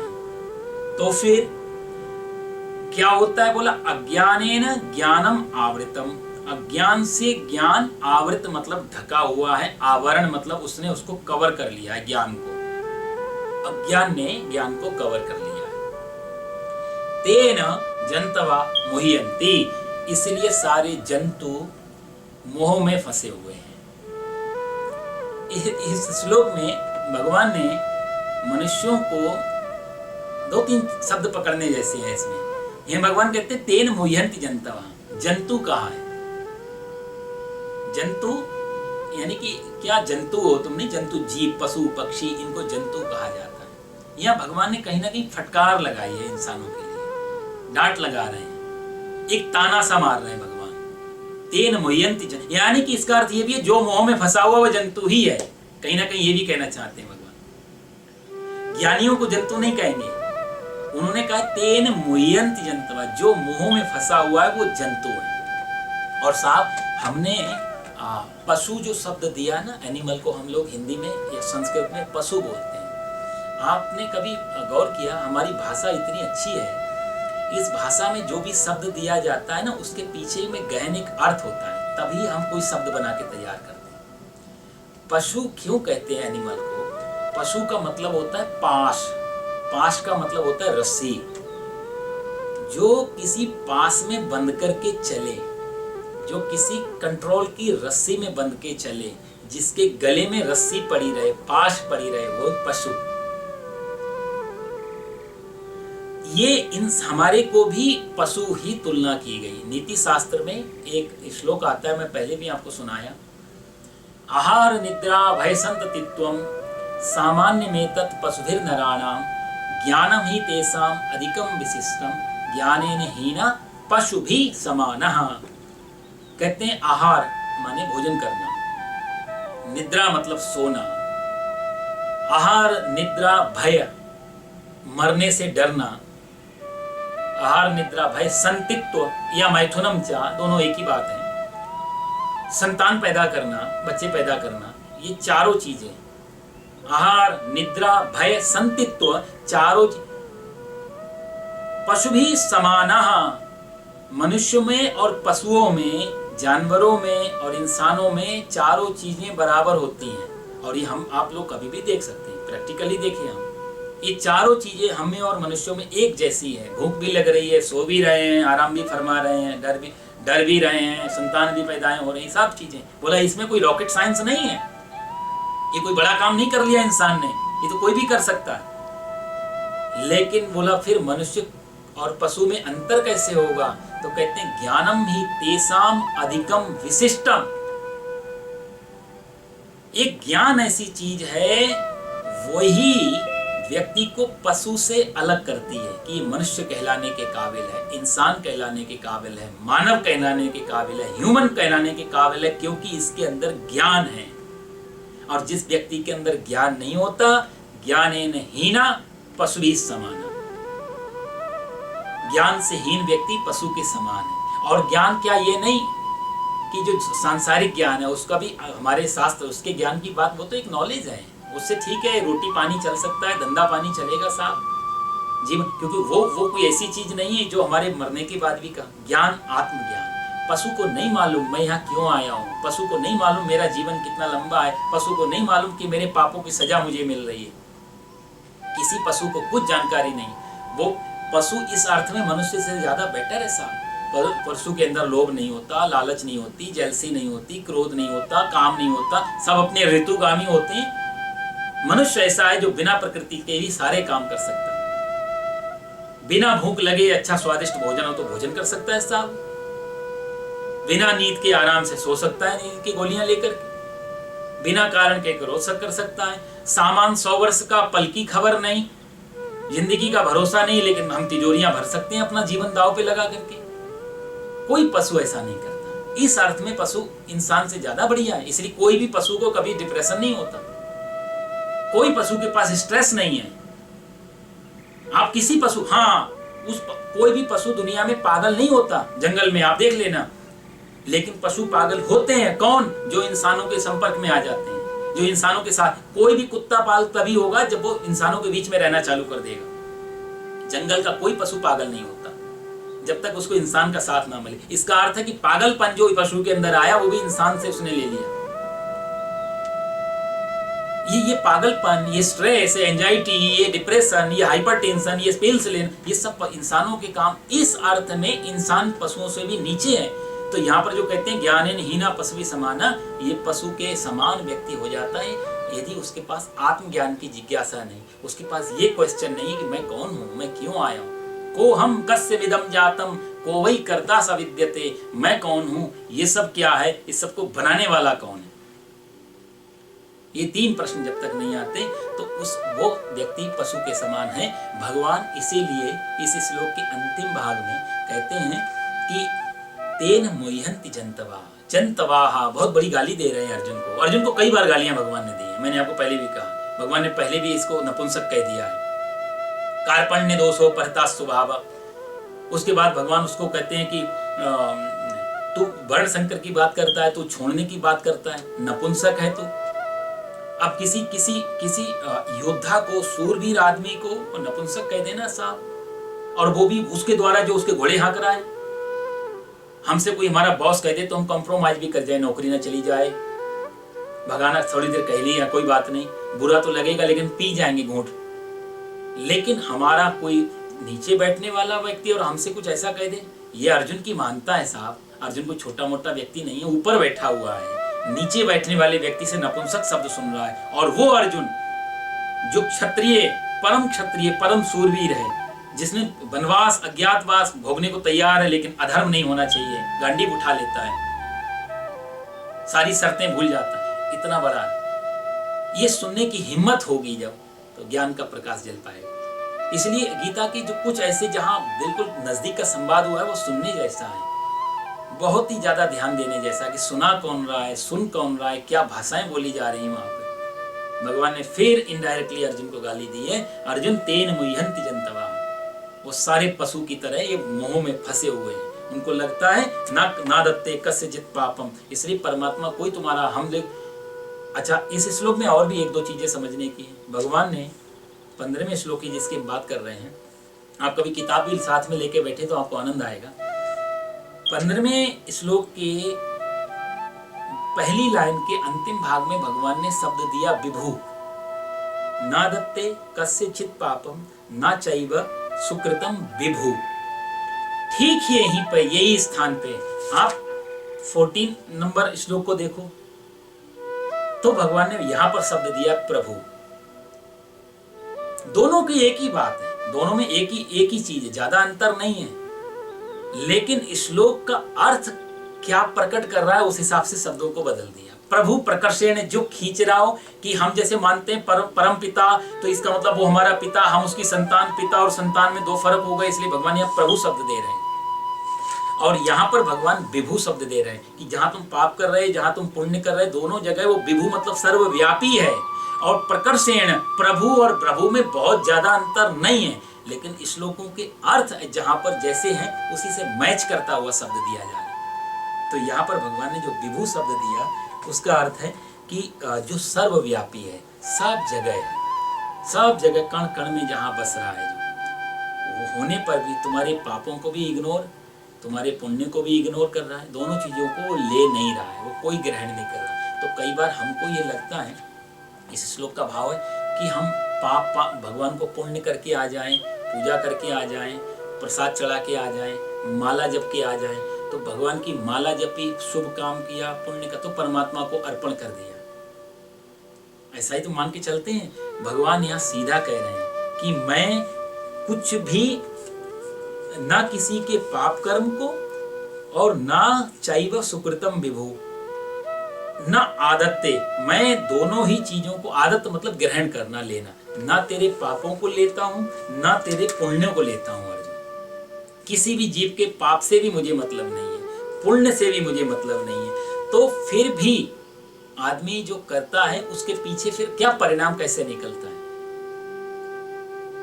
तो पाप करने का इसका अर्थ फिर कोई नरक नहीं है और पुण्य करने का अर्थ कोई स्वर्ग नहीं है, ये तर्क निकल के आ जाता है। इसलिए भगवान अगले अज्ञानेनावृतम, अज्ञान से ज्ञान ढका हुआ है, अज्ञान से ज्ञान ढका हुआ है, और तेन मोह्यन्ति जंतवा, इसलिए जंतु लोग जो हैं वो इसमें मोहित हो रहे हैं। तो इस श्लोक का समझने का तर्क एक ये भी है कि नास्तिक आदमी ये सोच सकता है जब हमारे पाप पुण्य दोनों को नहीं ले रहा है तो हमें तो मन का तो स्वभाव है नीचे को जाना, फिर तो वो पाप करने लग जाएगा, ईश्वर को कोई मतलब नहीं है।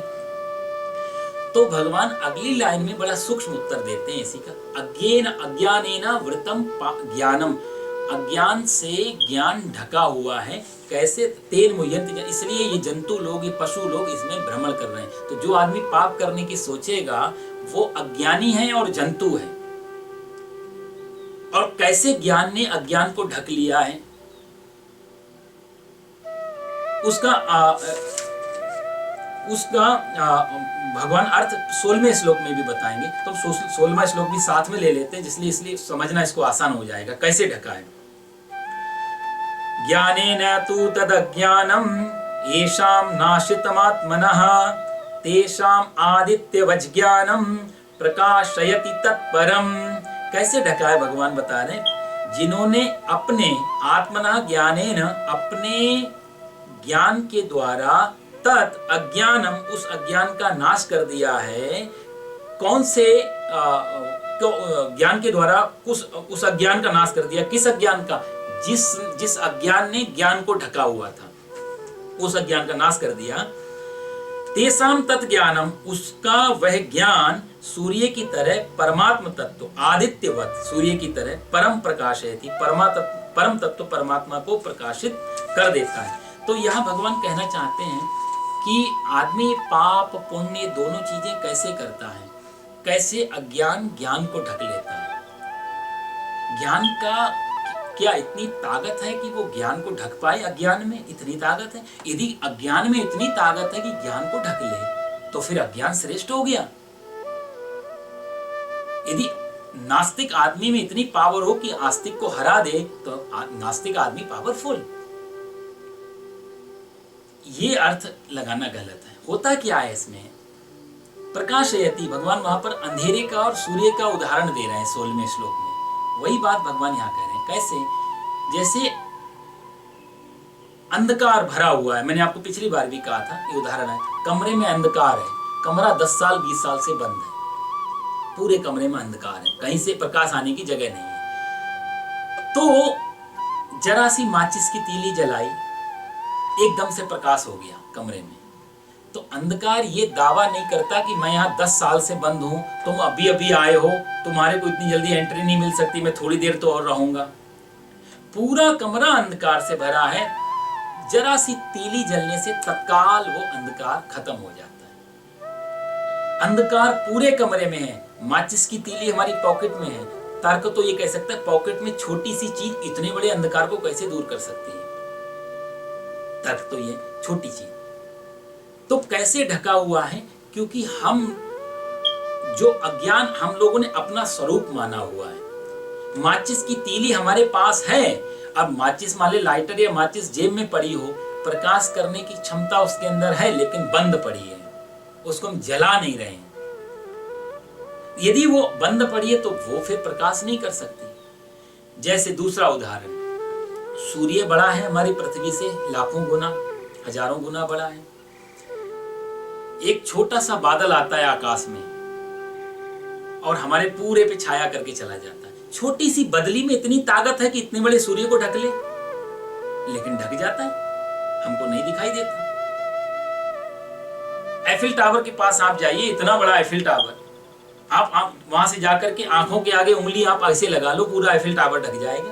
एक उंगली में इतनी ताकत है कि एफिल को ढक दे वो, लेकिन नहीं दिखाई देगा कुछ भी। एक बदली में इतनी ताकत नहीं है सूर्य को ढकने की, उंगली में ताकत नहीं की बड़ी बड़ी हिमालय को ढकने की। एक पहाड़ के आगे उंगली भी कर दोगे आके तो पहाड़ का पहाड़ ढक जाता है। इसी अर्थ में भगवान कहते हैं अज्ञान ने ज्ञान को ढका हुआ। इस अर्थ में नहीं कि ज्ञान की कोई सत्ता नहीं है, ज्ञान के पास पावर नहीं। अज्ञान को हमने अपने नजदीक रखा है, ज्ञान को हमने अपने से दूर रखा है।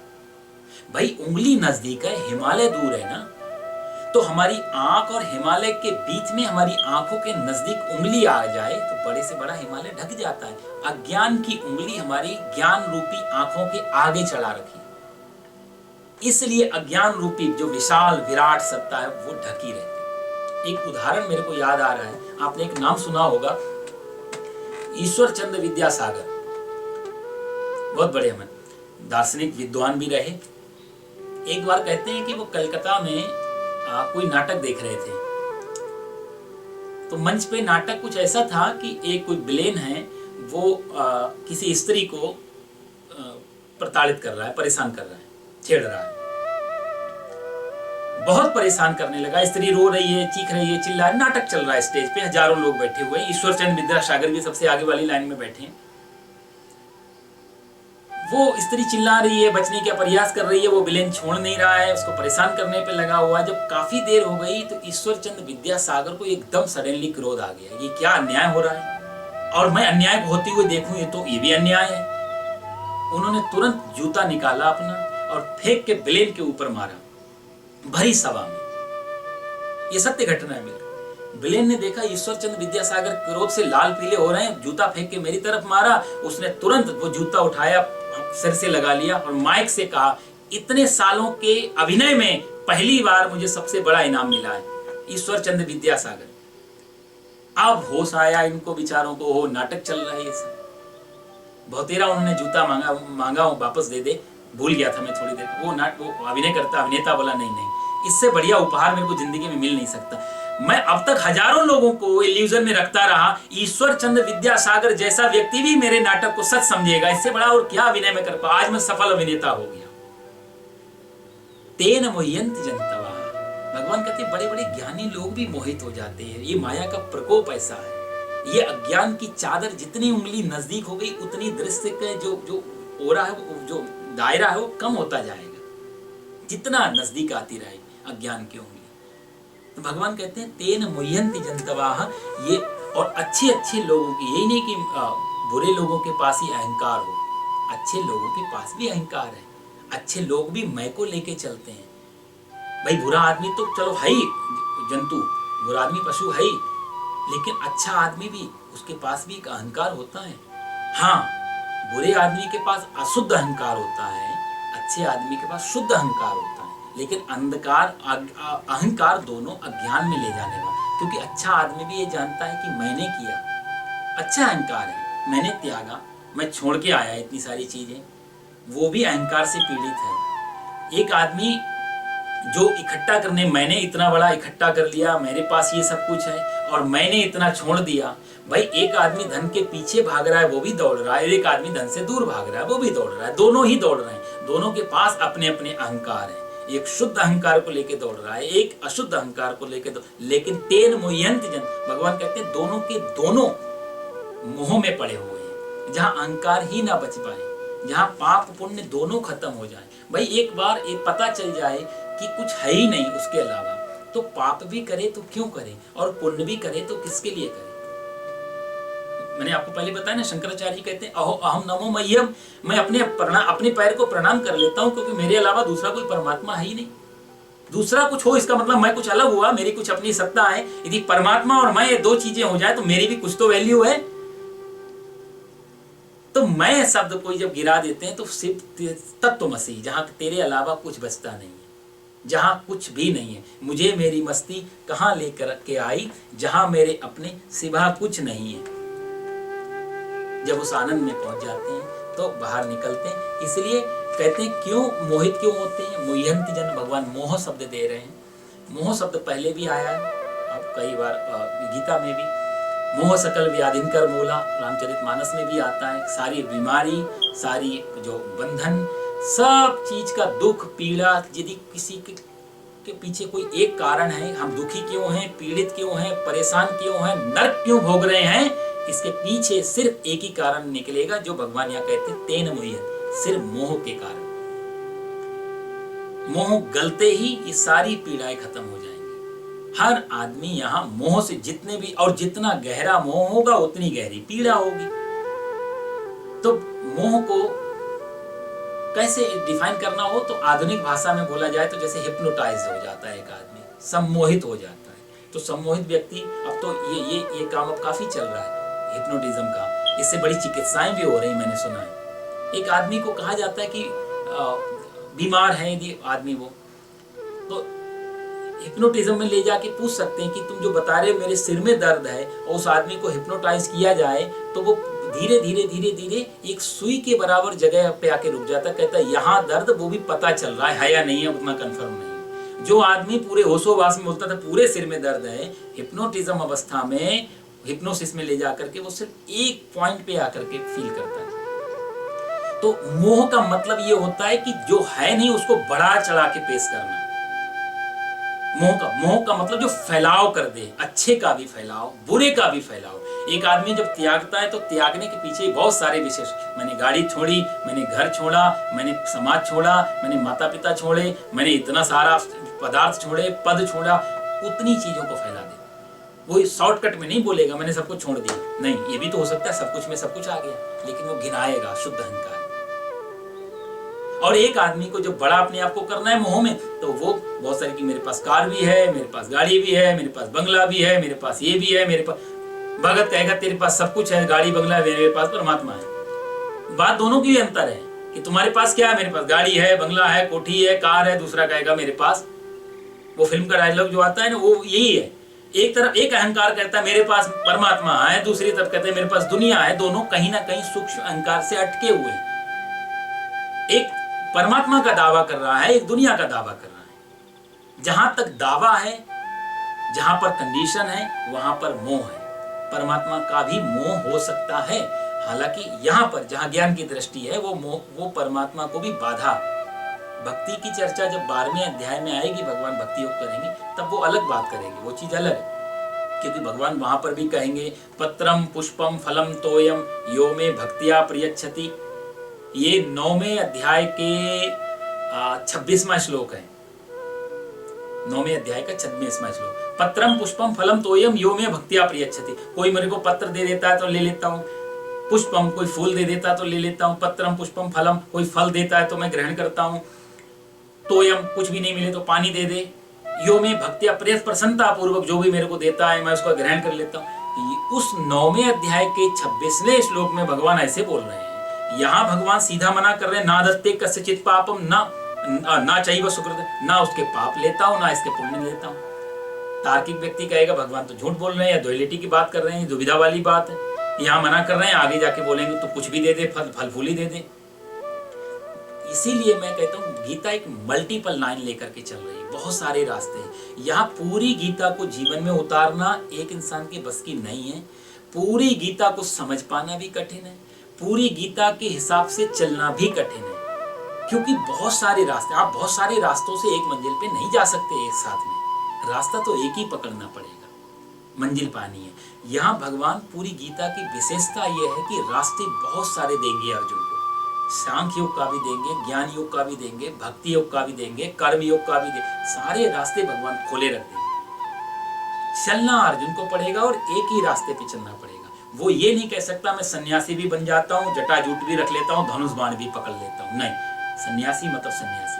फिर तेरी कोई गर्दन काट के जाए तो भी माफ करना पड़ेगा, और यदि तू क्षत्रिय होकर के लड़ रहा है तो तेरी 1 इंच भूमि भी कोई ले जाए तो तुझे मरना और मिटना, मारना पड़ेगा। दोनों में यही अंतर है। यहाँ मरने से कोई मर रहा हो, कोई किसी को मार रहा है तो तू उसको मार दे, अधर्म को मत। और एक जगह तेरी गर्दन कोई काट के ले जाए तो ले जाने दे।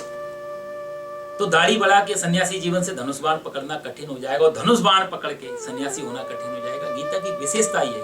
तो कई बार जब हम अध कच्चा फल होता है ना, तो कहते हैं थोड़ा मुश्किल में, जब हम कच्चा पत्ता तोड़ेंगे पेड़ से तो पेड़ से दूध निकलता है, पेड़ को भी चुभन है, पत्ते को भी चुभन। तो गीता में जो लोग इस हिसाब से जाते हैं कंफ्यूज्ड, कि यहाँ भगवान 15वें श्लोक में कुछ कहते हैं, 9वें श्लोक में कुछ कहते हैं। नहीं, भगवान वहाँ टॉपिक ही कुछ अलग ले रहे हैं।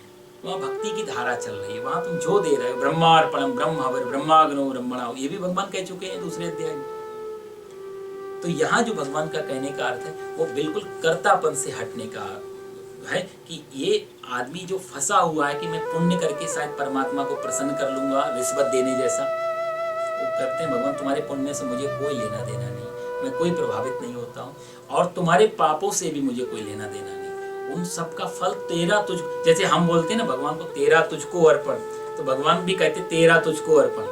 तूने यहाँ 100-200 दिए, तू भी 1000-500 लेके पीछा छोड़, और तूने किसी का पॉकेट मारी तो तेरा भी पॉकेट मारी, तेरा तुझको। तो एक दूसरे में ऐसा व्यवहार चलता रहता है। भगवान किसी का इस अर्थ में नहीं लेके चलते, जो भी है वो हमको ही वापस कहीं ना कहीं मिल जाता है। इसीलिए भगवान यहाँ पर प्रतीक शब्द में मोह को दे रहे हैं, जंतु शब्द जो दे रहे हैं वो प्रतीक है।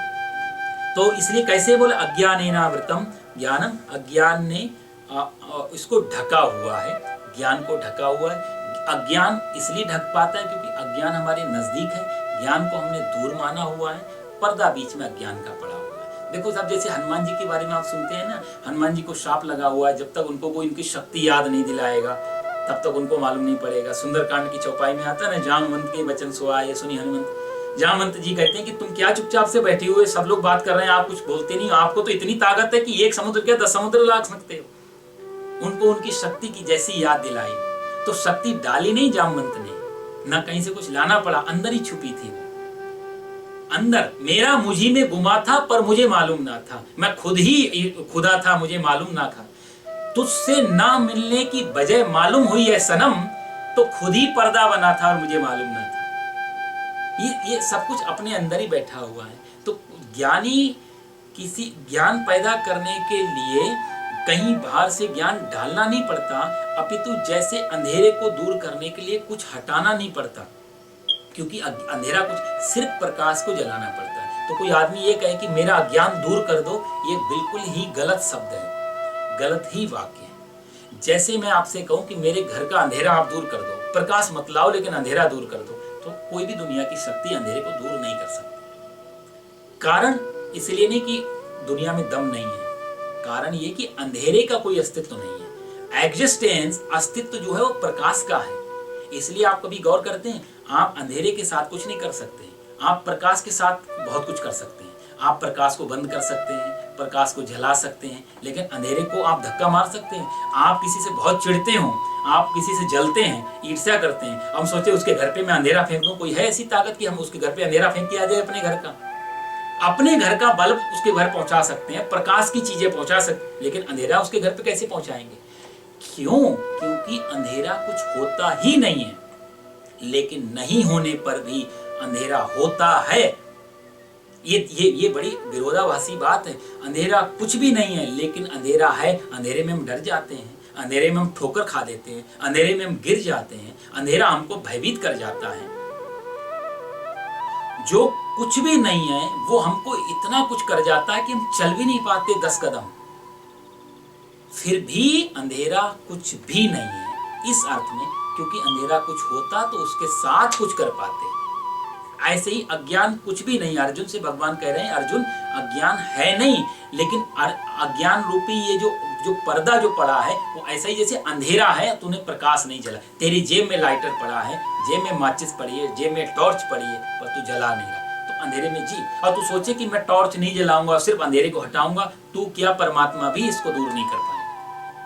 अंधेरे को दूर करना हो तो सिर्फ प्रकाश। तो अंधेरे के साथ कुछ नहीं करना होता, कुछ करना हो तो प्रकाश के साथ कुछ करना पड़ता है। प्रकाश। तो इसलिए अज्ञान को कोई सोचे मेरे अज्ञान को हटा दो, अज्ञान को नहीं हटा सकते, ज्ञान को बीच में लाना पड़ेगा। और ज्ञान को भी लाया नहीं जाता, ज्ञान बीच में से स्वयं निकलता है। ज्ञान अंदर, क्योंकि साहब यदि ज्ञान को कहीं से डालना पड़े तो भी वो ज्ञान नहीं है। ज्ञान का अर्थ, जैसे हनुमान जी को जामवंत कहते हैं कि तुम्हारे अंदर अतुलित बल धामम स्वर्ण शैलावदेहम, तुम्हारे पास अतुलित बल है, सिर्फ तुम भूले हुए हो, तुम्हें मालूम नहीं है। एक शेर का बच्चा छोटा सा था, बकरी चर रही थी, बकरी के झुंड में आके मिल गया। वो किसान घर पे ले आया, बकरी के साथ बड़ा करता है, बकरी के साथ जबरदस्ती उसने घास फूस खिलाना भी सिखा दिया उसको। अब बेचारा बकरियों को वो डांटता मारता तो शेर का बच्चा भी डरने लगता है। जैसा बकरी करती है वैसे शेर का बच्चा भी करने लग गया। बड़ा हुआ, एक दिन बकरी चरने गई, शेर भी चरने गया। शेर, दूसरे शेरों ने देखा कि हमारे शेर का बच्चा और ये बकरी के बीच में उसे डरपोक की तरह दौड़ना। तो शेर ने आके उसको कहा कि तू कैसे बकरी की तरह मैं कर रहा है, तू शेर है, तेरे सामने तो बकरी क्या है, बकरी का मालिक भी नहीं टिकना चाहिए, और तू इनके सामने पूंछ दो मिला के बैठा हुआ है। तो बोला नहीं, इतने सालों से मैं कैसे शेर हो सकता हूं। तो उसने बोला नहीं, एक बार दहाड़ के देख, अपने अंदर की जो तेरी ओरिजिनल आवाज है वो निकाली, मेमे वाली कॉपी पेस्ट छोड़, अपने अंदर की आवाज निकाल। जब उसने एक बार दहाड़ा तो बकरी भी भाग गई, किसान भी भाग गया, दोनों समझ गए कि ये शेर ही बन गए। तो शेर ने शेर के बच्चे को कुछ दिया नहीं, शेर वो पहले से था, शेर उसको उसका अनुभव कराया। हम भी जो दुख और पीड़ा में पड़े हुए हैं, क्योंकि हम अपने आप को अलग मान के चलते। भगवान अर्जुन से कहते हैं ये अज्ञान की पर्दा हटा दे तो तू खुद ही खुदा है, उतना ही अंतर है। जिस दिन अपना खुदा पता लग गया तो फिर उस खुदा की इबादत करने की जरूरत नहीं है। फिर जो हम करेंगे वो इबादत, जैसे मैंने पिछली बार कहा कि जब हम चलते हैं वो परिक्रमा हो जाएगी, जो हम खाते हैं उसका भोग हो जाएगा, और जब हम कुछ भी करते हैं कर्तव्य, वो सब उसी की पूजा मानी जाएगी। जब तक वहां पर नहीं पहुंचे तब तक ये हालत हमारी रहती है। कैसी? रामायण में चौपाई है, वह बीच सिय सोहति कैसे। भगवान राम लक्ष्मण सीता जा रहे हैं ना जंगल में, तो सबसे आगे प्रभु राम हैं, सबसे पीछे लक्ष्मण हैं, बीच में सीता मैया हैं। तुलसीदास जी उस कल्पना को वर्णन करते हुए कितनी सुंदर बात करें, उभय बीच सिय सोहति कैसे। बोले ब्रह्म जीव बीच माया जैसे, ब्रह्म के और जीव के बीच में जैसे माया रहती है और ढके रहती है, दोनों को अलग अलग किए रहती है, इस हिसाब से दोनों का है। तो इसलिए कहते हैं भगवान कुछ लेते नहीं, पाप भी नहीं लेते, पुण्य में नहीं लेते, एक भक्ति में आता है। हमारा कर्तव्य है तुम ही निवेदित भोजन करही, प्रभु प्रसाद पट भूषण धरही, अर्पण करना हमारा धर्म है। प्रभु लेते नहीं लेते, ये उनका पक्ष है। इससे कहीं ऐसा भी नहीं हो जाए कि हम फिर कुछ भी हमें ना करना पड़े, क्योंकि व्यक्ति इतना अहंकारी है फिर वो गलती पकड़ लेगा, फिर तो सब कुछ वो मैं हूँ सारा जीवन। साहब देखो, सारी गीता मोह पे और मोह के पीछे अहंकार पे, आप बार बार सुने कर्तापन, मैं, ये शब्द आएगा। सारी गीता का यदि आधार एक सेंटर देखा जाए तो एक मैं पे टिकी हुई है, उसी की आजू बाजू सारी व्याख्याएं चल रही हैं। भगवान कहते हैं मैं गिरेगा 18वें अध्याय पे जाकर। ये मैं गिरते गिरते कई बार 18 जन्म भी लग जाते हैं साहब, मैं नहीं गिर पाता, बड़ा मुश्किल काम है मैं को गिराना। और सब कुछ तो जल चुका है, किसी शायर ने बड़ी सुंदर बात कही, सब कुछ तो जल चुका है अब बचा ही क्या है, और यदि मैं बच गया हूं तो फिर जलाई क्या है। मैं बच गया हूं तो जलाई फिर से बना लूंगा अपना, क्या है, मैं बच जाऊं बस। तो कई बार जीवन जाते जाते भी मैं नहीं मिट पाता। अभी मैं किसी से चर्चा कर रहा था और बड़ा अच्छी लगी, मैंने बहुत बचपन में वो बात पढ़ी थी और प्रैक्टिकल बिल्कुल सही बात है ये, आप चाहें तो चेक कर सकते हैं। इंग्लैंड में लंदन में एक लंदन यूनिवर्सिटी है, तो लंदन यूनिवर्सिटी का जो मेडिकल डिपार्टमेंट है, आप वहाँ पता करना कभी, मेडिकल डिपार्टमेंट में एक ट्रस्टीज की मीटिंग होती है हर तीसरे महीने में। अब तो पता नहीं शायद साल में होती है, लेकिन पहले 3-3 महीने में मीटिंग होती थी। तो उस मीटिंग में उसने जो ये मेडिकल कॉलेज जो बनाया उसका नाम था जेरेमी वानथम करके, उस आदमी ने उस डिपार्टमेंट को बनाया। उस आदमी की कहते हैं कि जब वो मीटिंग होती है तो दोनों तरफ लोग बैठे होते हैं, प्रेसिडेंट की चेयर पे एक आदमी बैठा होता है। पूरी मीटिंग में वो आदमी ना कुछ बोलता है, ना हिलता है, ना डुलता है, कुछ भी नहीं करता, सिर्फ उस मीटिंग को अटेंड करता है। तो आपको दूर से देख के लगेगा ये कुछ भी ना, आंख भी नहीं हिल रही उसकी, एक्चुअली में वो मरा हुआ इंसान, कंकाल, उसको बिठाया जाता है वहां पे। पूरी मीटिंग होती है, साइन होते हैं, प्रेसिडेंट की तरफ से साइन उसी में से ट्रस्टीज करते हैं, लिख भी देते हैं कि प्रेसिडेंट इज हियर, बट यहाँ तो है पर वो साइन नहीं कर रहे हैं, उनकी तरफ से हम लोग साइन कर रहे हैं। इस हिसाब से वो जेरेमी वानथम करके जो आदमी हुआ था, उस आदमी ने उसको रचना की और उसने कहा कि मैं ये बर्दाश्त नहीं कर सकता हूं कि मैं मर जाऊं और मेरी प्रेसिडेंट की कुर्सी पे कोई दूसरा बैठे, इसलिए वसीयत में उसने लिखा मेरे मरने के बाद मेरी लाश को इस कुर्सी पे रखा जाए। आज भी उसके कंकाल को उस कुर्सी पे रख करके वो मीटिंग ऑर्गेनाइज की जाती है साहब। और ये बात मैंने बहुत पहले किसी उसमें पेपर की कटिंग में पढ़ी थी, मैंने दोबारा चेक किया तो अभी भी वो मीटिंग वैसे की जा रही है लंदन यूनिवर्सिटी में। आदमी इतना बड़ा अहंकार लेके रहता है साहब, मरने के बाद भी अहंकार चला जाए, बड़ी बात, बहुत खतरनाक चीज। इसलिए भगवान ने कहा तेन मुह्यंति जंतवा, ये मनुष्य नहीं है, ये जो मोहता है ये पशु से भी गया गुजरा इंसान। इसी श्लोक में, समय इतना अच्छे अच्छे मीठे श्लोक हैं, लेकिन इसी चीज को भगवान आगे बढ़ाते हुए कहते हैं। 16वां श्लोक हो गया। 17वें श्लोक में भगवान कहते हैं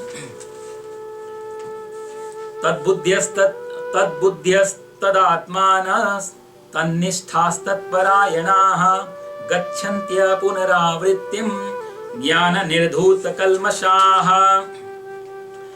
विद्या विनय संपन्ने ब्राह्मणे गविहस्तिनि शुनि चैव स्वपाके च पंडिताः समदर्शिनः। ये सब भगवान ने एक ही लाइन में ये 4 श्लोक बोले हैं, तो मैं चारों को ले रहा हूँ। 19वां श्लोक, इहैव तैर्जिता सर्गो येषां साम्ये स्थितं मनः निर्दोषं हि समं ब्रह्म तस्मात् ब्रह्मणि ते स्थिताः न प्रहृष्येत् प्रियं प्राप्य नोदुजेत् प्राप्य च प्रियं स्थिर बुद्धिर सम्मूढ़ो ब्रह्मविद् ब्रह्मणि स्थितः। भगवान कहते हैं कि जिसका मन तदाकार हो रहा है, तद्बुद्ध्यस जिसका बुद्धि, तन्निष्ठा जिसकी निष्ठा या आस्था या उसकी स्थिति, तत्परायणा पर उसके परायण है, ज्ञान निर्धूत कल्मषाः ज्ञान के द्वारा, कल्मषाः मतलब पाप से निकल गई है, ज्ञान के द्वारा जिसमें जो पाप रहित हो गया, यानी कि ज्ञान आ गया है, पाप चला गया है, प्रकाश जला अंधकार गया, तो ज्ञान निर्धूत कल्मषा, उसका क्या परिणाम होता है, बोलते अपुनरावृत्ति, उसकी फिर यहाँ वापसी नहीं हो पाती है, वो फिर खेल से बाहर हो जाता है। कहने मतलब पुनरपि जननम पुनरपि मरणम पुनरपि जननी जठरे शयनम, बार बार आना, बार बार माँ के पेट में पैदा होना, बच्चा, ये सब चीजें पुनरावृत्ति खत्म हो जाती है उसकी। जिस आदमी ने ज्ञान निर्धूत कल्मषा, जो ज्ञान में प्रतिष्ठित हो गया, एक चीज। दूसरा कहते हैं उसका स्वभाव कैसा हो जाता है उस व्यक्ति का जो ज्ञान में स्थित है, तो विद्या विनय संपन्ने, जिसको ज्ञान हो गया उसका स्वभाव कैसा होगा, ब्राह्मणे गविहस्तिनि, वो आदमी कैसा होता है, बोले ब्राह्मण में, स्वपाके, स्वपाक बोलते हैं जो मनुष्य में अधम कोटि के होते हैं, चांडाल आदि जो रहते थे पुराने समय में, सिर्फ अपने आप को ही मान के जीने के लिए, जो खाने के लिए जीते थे, उसको चांडाल आदि, उनके लिए गवि मतलब गाय, हस्तिनी मतलब हाथी, शुनि मतलब शुनि का अर्थ होता है कुत्ता, तो भगवान यहाँ 4-5 लोगों के उदाहरण दे रहे हैं कि हाथी में, गाय में, चांडाल में, मनुष्यों में, सब में, यानी कि पशुओं में भी, मनुष्यों में भी और मनुष्य में भी, दोनों, ब्राह्मण हो चाहे चांडाल हो, दोनों में समदर्शिनाः, जो समदर्शी, वो व्यक्ति जिन्होंने ज्ञान प्राप्त हो जाता है, उनको सब में, फिर कुत्ते और गाय में कोई ज्यादा फर्क नहीं लगता, चांडाल और ब्राह्मण में भी कोई फर्क नहीं होता, गाय और हाथी में भी कोई फर्क, उनके लिए सब बराबर। ये 4-5 भगवान ने प्रतीक दिए हैं, ज्ञानी की दृष्टि में सब बराबर हो जाते हैं, ये भगवान कहना चाहते हैं। और इसके आगे वाले में भगवान उसी बात को कहते हैं, जिनका अंतःकरण समता में स्थित है, यही तैर्जिता सर्गो एसाम साम्य स्थिता मना, जिनका मन जो है एक बार समता में, दोनों में, जिनका मन जब हाथी और गाय, कुत्ता, बिल्ली, चांडाल, ब्राह्मण, इन सब में जब एक देखने लग जाता है, समता इसी को बोलते हैं, समान भाव रखने लगता है, तो क्या होता है, उन्होंने इस जीवित अवस्था में संपूर्ण संसार को जीत लिया। असली जीता विजेता वही है जिसने समता प्राप्त कर ली, वो ही असली विजेता है, सर्गा जिता। इसलिए महावीर को आप देखते हैं ना, महावीर को हम लोग जिन बोलते हैं, उपाधि जो महावीर को दी जाती, जिन। जिन मतलब जिसने अपने आप को जीत लिया, जिसके लिए अब हाथी आ रहा है, कुत्ता आ रहा है, चांडाल आ रहा है, ब्राह्मण आ रहा है, कोई फर्क नहीं पड़ता, वो राजा भी आएगा और उसका शिष्य भी आएंगे, दोनों उसके लिए बराबर हो जाते हैं, इसलिए वो जिन। जिन शब्द से जैन धर्म बना, जिन का अर्थ होता है जीतने वाला। महात्मा बुद्ध का भी जो नाम आता है बुद्ध, वो उनका असली नाम तो सिद्धार्थ गौतम है। बुद्ध का मतलब होता है जिसने बुद्धत्व को प्राप्त कर लिया, जिसने अपने आप को जान लिया, जो जाग गया। बुद्ध का मतलब होता है जागना, जो जाग गया वो फिर बुद्ध। तो बुद्ध एक अवस्था का नाम है, एक पद का नाम है। तो यहाँ भगवान भी कहते हैं कि वो जीवन मुक्त जितः, क्योंकि ब्रह्म निर्दोष समम तस्मात्, ब्रह्म जो निर्दोष सम है इसलिए वे ब्रह्म में स्थित हो। फिर उनकी बुद्धि ब्रह्म में रहती है। फिर संसार में वो देखते चलते फिरते तो हैं, लेकिन हर जगह उनको जो कण कण में परमात्मा जो है वो उस अर्थ में आता है, वो हमारे तो आपके बोलने से नहीं। ऐसी जब कंडीशन पूरी हो जाती है तब कण कण में परमात्मा दिखाई देता है। और 20वें श्लोक में भगवान कहते हैं ऐसा व्यक्ति जो है, जो भगवान ने वर्णन किया है जिन व्यक्तियों के बारे में, उन्हीं के लक्षण कैसे होने लगते हैं। वो ब्रह्म भी देखता है, समान भी देखता है, सब में, चांडाल में, ब्राह्मण में एक जैसा। और क्या देखता है, बोले जो प्रिय को प्राप्त होकर हर्षित नहीं होता, जो प्रिय चीज मिल जाए तो उसको कोई खुशी नहीं मिलती, और अप्रिय मिल जाए उसी व्यक्ति को तो दुख नहीं होता। ऐसे व्यक्ति की बुद्धि स्थिर भी हो जाती है, दृष्टि भी स्थिर हो गई, बुद्धि भी स्थिर हो गई। ऐसा व्यक्ति हर्ष और शोक दोनों से परे चला जाता है। ये ज्ञानी के लक्षण भगवान बता रहे हैं कि घटता क्या है जब वो कंडीशन पूरी करता है। तो चांडाल ब्राह्मण में, हाथी गाय में वही एक जैसा देखता है बाहर से, लेकिन अंदर से कैसा होता है, बोला अंदर से भी उसको तुम उसके चाहे रसगुल्ला खिलाओ चाहे बैगन की सब्जी खिलाओ, उसको ना किसी के लिए द्वेष रह जाता है, ना किसी, हर्ष और शोक दोनों चले जाते हैं, प्रिय अप्रिय, ईर्ष्या और मोह, ये दोनों कट जाते हैं, उसके अंदर फिर कोई फर्क नहीं पड़ता। फिर दोनों चीजों को वो मना भी नहीं करता मने की बात, वो ये भी नहीं कहता मुझे ये नहीं चाहिए क्योंकि बुद्धि बिगाड़ देंगी, बुद्धि उसकी पहुंच गई। अब उसके लिए कुछ भी खिलाया जाए, कुछ भी घुमाया जाए, कहीं भी चला जाए, उसको कोई फर्क, स्थिर बुद्धि भगवान शब्द मोड़ता रहे, उस ब्रह्म को जानने वाला मनुष्य ब्रह्म में स्थित हो जाता है। ऐसा व्यक्ति ब्रह्म में स्थित हो जाता है। तो ये कुछ भगवान ने ऐसे लक्षण बताए कि उसका पहली बात पुनरागमन नहीं होता। भगवान आगे भी ये कहेंगे, तेतम भुक्त्वा स्वर्ग लोकम विशालम क्षीणे पुण्य मर्त लोकम विशंति। भगवान कहते हैं पाप, इससे पहले भगवान कह चुके ना पाप पुण्य में लेता नहीं, उसका परिणाम भगवान आगे बताएंगे कि हम पाप पुण्य जो करते हैं वो नर्क और स्वर्ग की प्राप्ति करा के वापस हमें यहाँ भेज देंगे। क्षीणे पुण्य मर्त लोकम विशंति, भगवान कोई रख लेते तो फिर मिलता नहीं हमें, जैसे वो हमारे ही पुण्य हमको भोग करके वापस संसार में, हमारे ही पाप हम भोग करके वापस संसार में, यानी कि यही वापस पहुंच जाते हैं हम हमारी चीजों को भोग करके। यहाँ भगवान कहते हैं मैं कुछ लेता नहीं हूँ, वही अर्थ है। तो यहाँ पर पुनरागमन उसका नहीं होता, किसका, ज्ञानी का। ज्ञानी यानी कि पाप और पुण्य से दोनों से जो हटके काम कर रहा है, दोनों से हटाओ, जिसमें पुण्य में भी जिसके लिए कोई रस नहीं बचा, पाप में भी कोई, हम लोगों के लिए पुण्य में रस है, पाप में भी रस है। हम एक चीज करते हैं और एक चीज से बचते हैं। भाई कंजूस आदमी, लोभी आदमी दान करने से बचेगा, ज्यादा इकट्ठा करने का कोशिश करेगा। डरपोक आदमी हुआ तो उसी कमाई हुई व्यक्ति से थोड़ा दान भी करेगा कि थोड़ा पुण्य भी अर्जित करो, क्योंकि 2 नंबर का इनकम आ रही है। तो ये पाप और पुण्य का हम एक बैलेंस लेके चलते हैं। ज्ञानी दोनों को तराजू ही तोड़ देता है, उसके पास ज्ञान आगे पाप और पुण्य तोड़ने का कोई तराजू नहीं करता। यानी कि कहा जाए जो भी करता है वो पाप पुण्य से मुक्त हो जाता है। तो भगवान कहते हैं ऐसे व्यक्ति का पुनरागमन नहीं होता, वो वापस इस संसार में नहीं आता। ब्रह्मविद ब्रह्मैव भवति, ऐसा जानने वाला व्यक्ति ब्रह्ममय हो जाता है। तो जैसे अग्नि कैसे एक हो जाता है, तद्रूपस तत्परायण, वो तद्रूप हो जाता है। तद्रूप का अर्थ होता है कि वही हो जाना, जो जिसको जान रहा है वही हो जाना, मतलब तद्रूप हो जाना। वो स्वामी जी इसी के लिए बात कहते हैं रामचरितमानस में, सोई जाने दे जे दे देव जनाई और जानत तुम ही हो जाए। वो स्वामी कहते हैं जिसको परमात्मा जनाना चाहते हैं उसको वो जना देते हैं, पता लगा देते हैं। और जब एक बार जीव परमात्मा को जान लेता है तो जानत तुम ही हो जाए, उसको जान करके वो वही हो जाता है।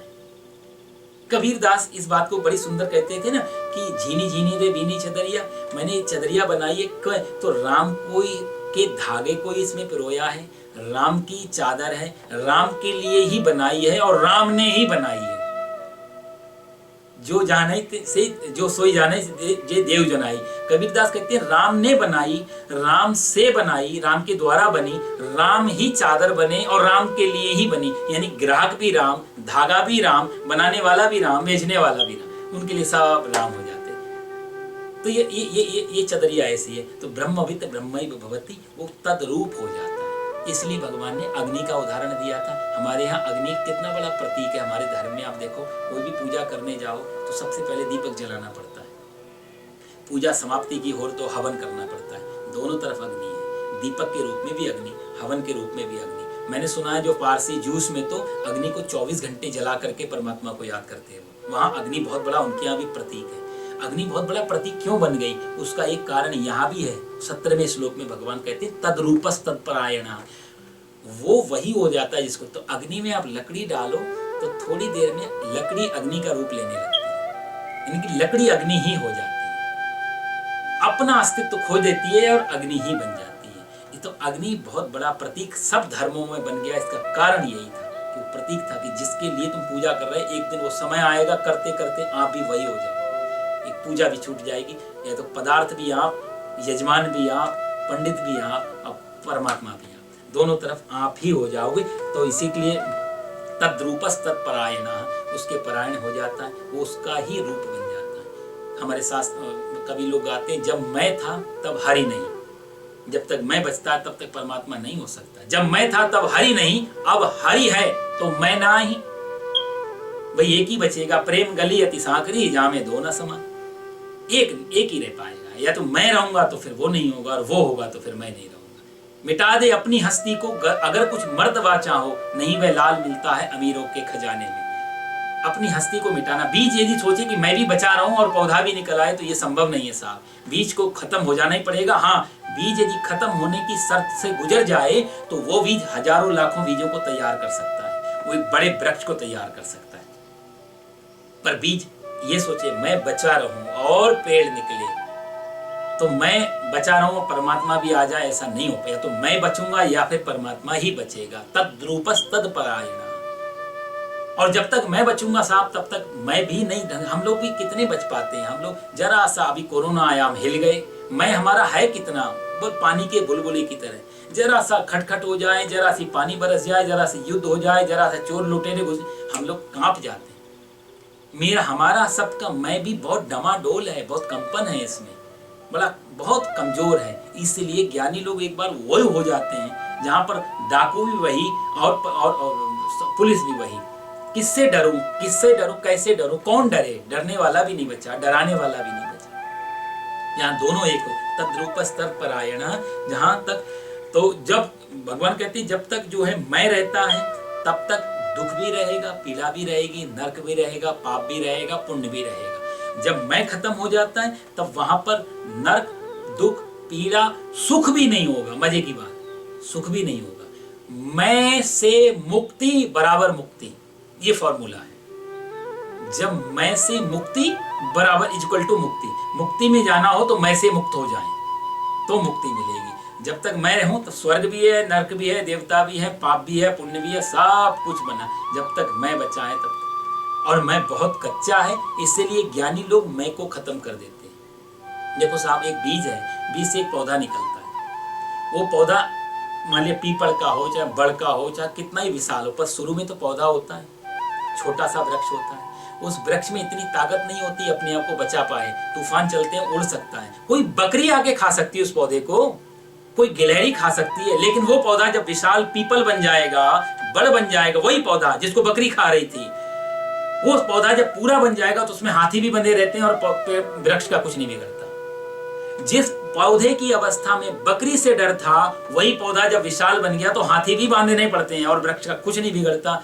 ज्ञानी लोग उसी पौधे को बढ़ा के वो वृक्ष बना, यानी कि विराट से जोड़ देते हैं। अब उसमें कितना ही अहंकार आके जुड़ते रहे, कोई भी बकरे हाथी घोड़ा बनते रहे, कोई फर्क नहीं पड़ता, फिर मैं ऐसा हिलता नहीं। तो भगवान कहते हैं कि ब्रह्मविद ब्रह्मई भवति, ऐसा व्यक्ति उसके व्यक्ति का फिर पुनरागमन नहीं होता और सब जगह वो फिर ब्राह्मणे कभी हस्तिनी, सब जगह वो परमात्मा को ही देखता है। 1 मिनट और आपका लूंगा इसी व्याख्याओं में, बहुत मीठे मीठे श्लोक हैं, समय तो बहुत तेजी से भागता है, पता भी नहीं चलता। भगवान कहते हैं ज्ञानी महापुरुष का विद्या विनय संपन्ने, जो विद्या और विनय मतलब ज्ञान उनसे जो संपन्न है, ऐसे व्यक्ति ब्राह्मणे संपन्ने ब्राह्मणे कभी हस्तिनी सुनी चैव सुपाकिचा पंडिता शम दर्शना। पंडिता शब्द, यहाँ भगवान ने फिर पंडित शब्द का यूज किया, प्रयोग लिया है। पहले भी भगवान पंडित शब्द का कई बार प्रयोग कर चुके हैं, इसलिए मैं आपको समझा दूं, पंडित जो शब्द है वो इन आम चीजों से नहीं, पुजारी से पंडित शब्द नहीं आया। पंडित शब्द, पंडित किसको कहते हैं, यहाँ भगवान उसकी व्याख्या कर रहे हैं। पहले भी भगवान इसकी व्याख्या कर चुके हैं पंडित शब्द की, यहाँ पर भी भगवान जो समदर्शी है, जो हाथी गाय कुत्ते चांडाल सब में एक जैसा देख रहा है, वही पंडित है सही में। आजकल पंडित तो और पुजारी, हमने शब्दों को कहीं से भी जोड़ दिया। अभी एक बार अखबार में कटिंग कहीं पढ़ रहा था कुछ कि एक अंडरवर्ल्ड डॉन है, नाम है उसका रवि पुजारी, है डॉन अंडरवर्ल्ड का और नाम रवि पुजारी। अब बताओ साहब, उस शब्द को हमने कहाँ जाके फिट किया। भगवान करे वो पुजारी हो जाए, भगवान का, अभी वो पुजारी पता नहीं किनका है। तो यहाँ जो हमने हर चीज को पंडित से जोड़ दिया। अब तो चूने पान पनवाड़ी की दुकान पे भी लिखता पंडित जी की दुकान, कि पंडित जी थोड़ा चूना ज्यादा लगाना, पंडित जी ये थोड़ा ठीक कर देना। तो ये पंडित का काम चूना लगाने का नहीं है साहब, पंडित का काम है समदर्शी होना। तो भगवान श्री कृष्ण ने पंडित की व्याख्या कर रहे हैं कि जो पाने की इच्छा होती है और वो वही हो जाता है, और जब एक बार वही हो जाता है उसका परिणाम उसको फिर वही समय वैसा ही दिखाई देने लगता है। जैसे कि नामदेव महाराज हुए हमारे यहाँ, देखो ज्ञानी महापुरुषों में, रोटी लेके बैठे हैं, कुत्ता आया रोटी लेके भागा। हम लोग होते तो डंडा लेके भागते पीछे। वो कहते नहीं नहीं प्रभु, इतनी जल्दी, हमसे ज्यादा तुम्हें भूख लगी है और सूखी रोटी खाओगे, कि घी का बाटकी तो मेरे हाथ में रह गई, घी चिपड़ लो, आराम से बैठ के खाओ। पीछे पीछे भाग रहे हैं लोग, हंस रहे हैं। ज्ञानियों की भाषा भी अलग होती है ना साहब, पीछे पीछे लोग हंस रहे हैं। नामदेव कह रहे हैं प्रभु बिना घी के नहीं खाने दूंगा, चाहे कुछ हो जाए। कुत्ता डर के मारे भाग रहा है कि मेरे को मारने आ रहा है। ये कह रहे हैं घी चिपड़ो, घी चिपड़ो। बहुत देर हो गई, थक गए। नामदेव भी अड़के बैठे, प्रभु रुक, सूखी रोटी तो नहीं खाने दूंगा, कुछ हो जाए। और थोड़ी देर में कुत्ते में से परमात्मा प्रकट हो गए। ब्राह्मणे कभी हंसते, जहां सब जगह जब दर्शन करने लग जाओ तो इस हिसाब से कण कण में परमात्मा, नहीं कहता कुत्ते में परमात्मा था, लेकिन ज्ञानी ने प्रकट कर लिया। ये ज्ञानी का अपना विज्ञान है, ये ज्ञानी की अपनी परम अवस्था है। इस अर्थ में कण कण में परमात्मा। लेकिन हमको कण कण में क्या, हमको तो मंदिर में भी परमात्मा दिखाई दे जाए तो बड़ी बात रहती है साहब। हमको मंदिर में भी अपनी बहुत सारी चीजें दूसरी दिखाई देती है। अहंकारी व्यक्ति तो दाएं भी देखेगा, बाएं भी देखेगा और तब प्रणाम करेगा। कोई ये ना समझ ले कि हम कुछ मांगने आए हैं, मांग तो रहे हैं अंदर से, पर किसी को पता ना चल जाए। हम भी हाथ जोड़ते हैं, इसलिए मैंने कई लोगों को देखा है बेचारे बड़ा अकेले में, कोई है तो नहीं मंदिर में पंडित जी, अभी कोई नहीं है तो आते हैं, किसी को पता चल जाए हम भी मंदिर जाते हैं। वो भी उनको लगता है कि किसी को भ्रम ना हो जाए कि हमने जो पाया है परमात्मा से पाया है, या इनके पास कुछ पाने जा रहे हैं। उन सबको ये लगना चाहिए हमारी अपनी मेहनत थी, अहंकार का शुद्ध रूप। तो पंडिता समदर्शिना, ये बड़ा पंडित होना साहब बड़ा कठिन है, पूरे जीवन की ऊर्जा इसमें लगानी पड़ती है, तब समदर्शी हो पाते हैं। समय 2 मिनट ज्यादा हो गए, अगली बार हम इसी पे थोड़ा सी चर्चा करेंगे। ओम पूर्णमदः पूर्णमिदं पूर्णात् पूर्णमुदच्यते पूर्णस्य पूर्णमादाय पूर्णमेवावशिष्यते। सर्वे भवन्तु सुखिनः, सर्वे सन्तु निरामयाः, सर्वे भद्राणि पश्यन्तु, मा कश्चित् दुःखभाग् भवेत्। ओम शांति शांति सुशांतिर्भवतु। बोलो सच्चिदानंद भगवान की जय। गीता माता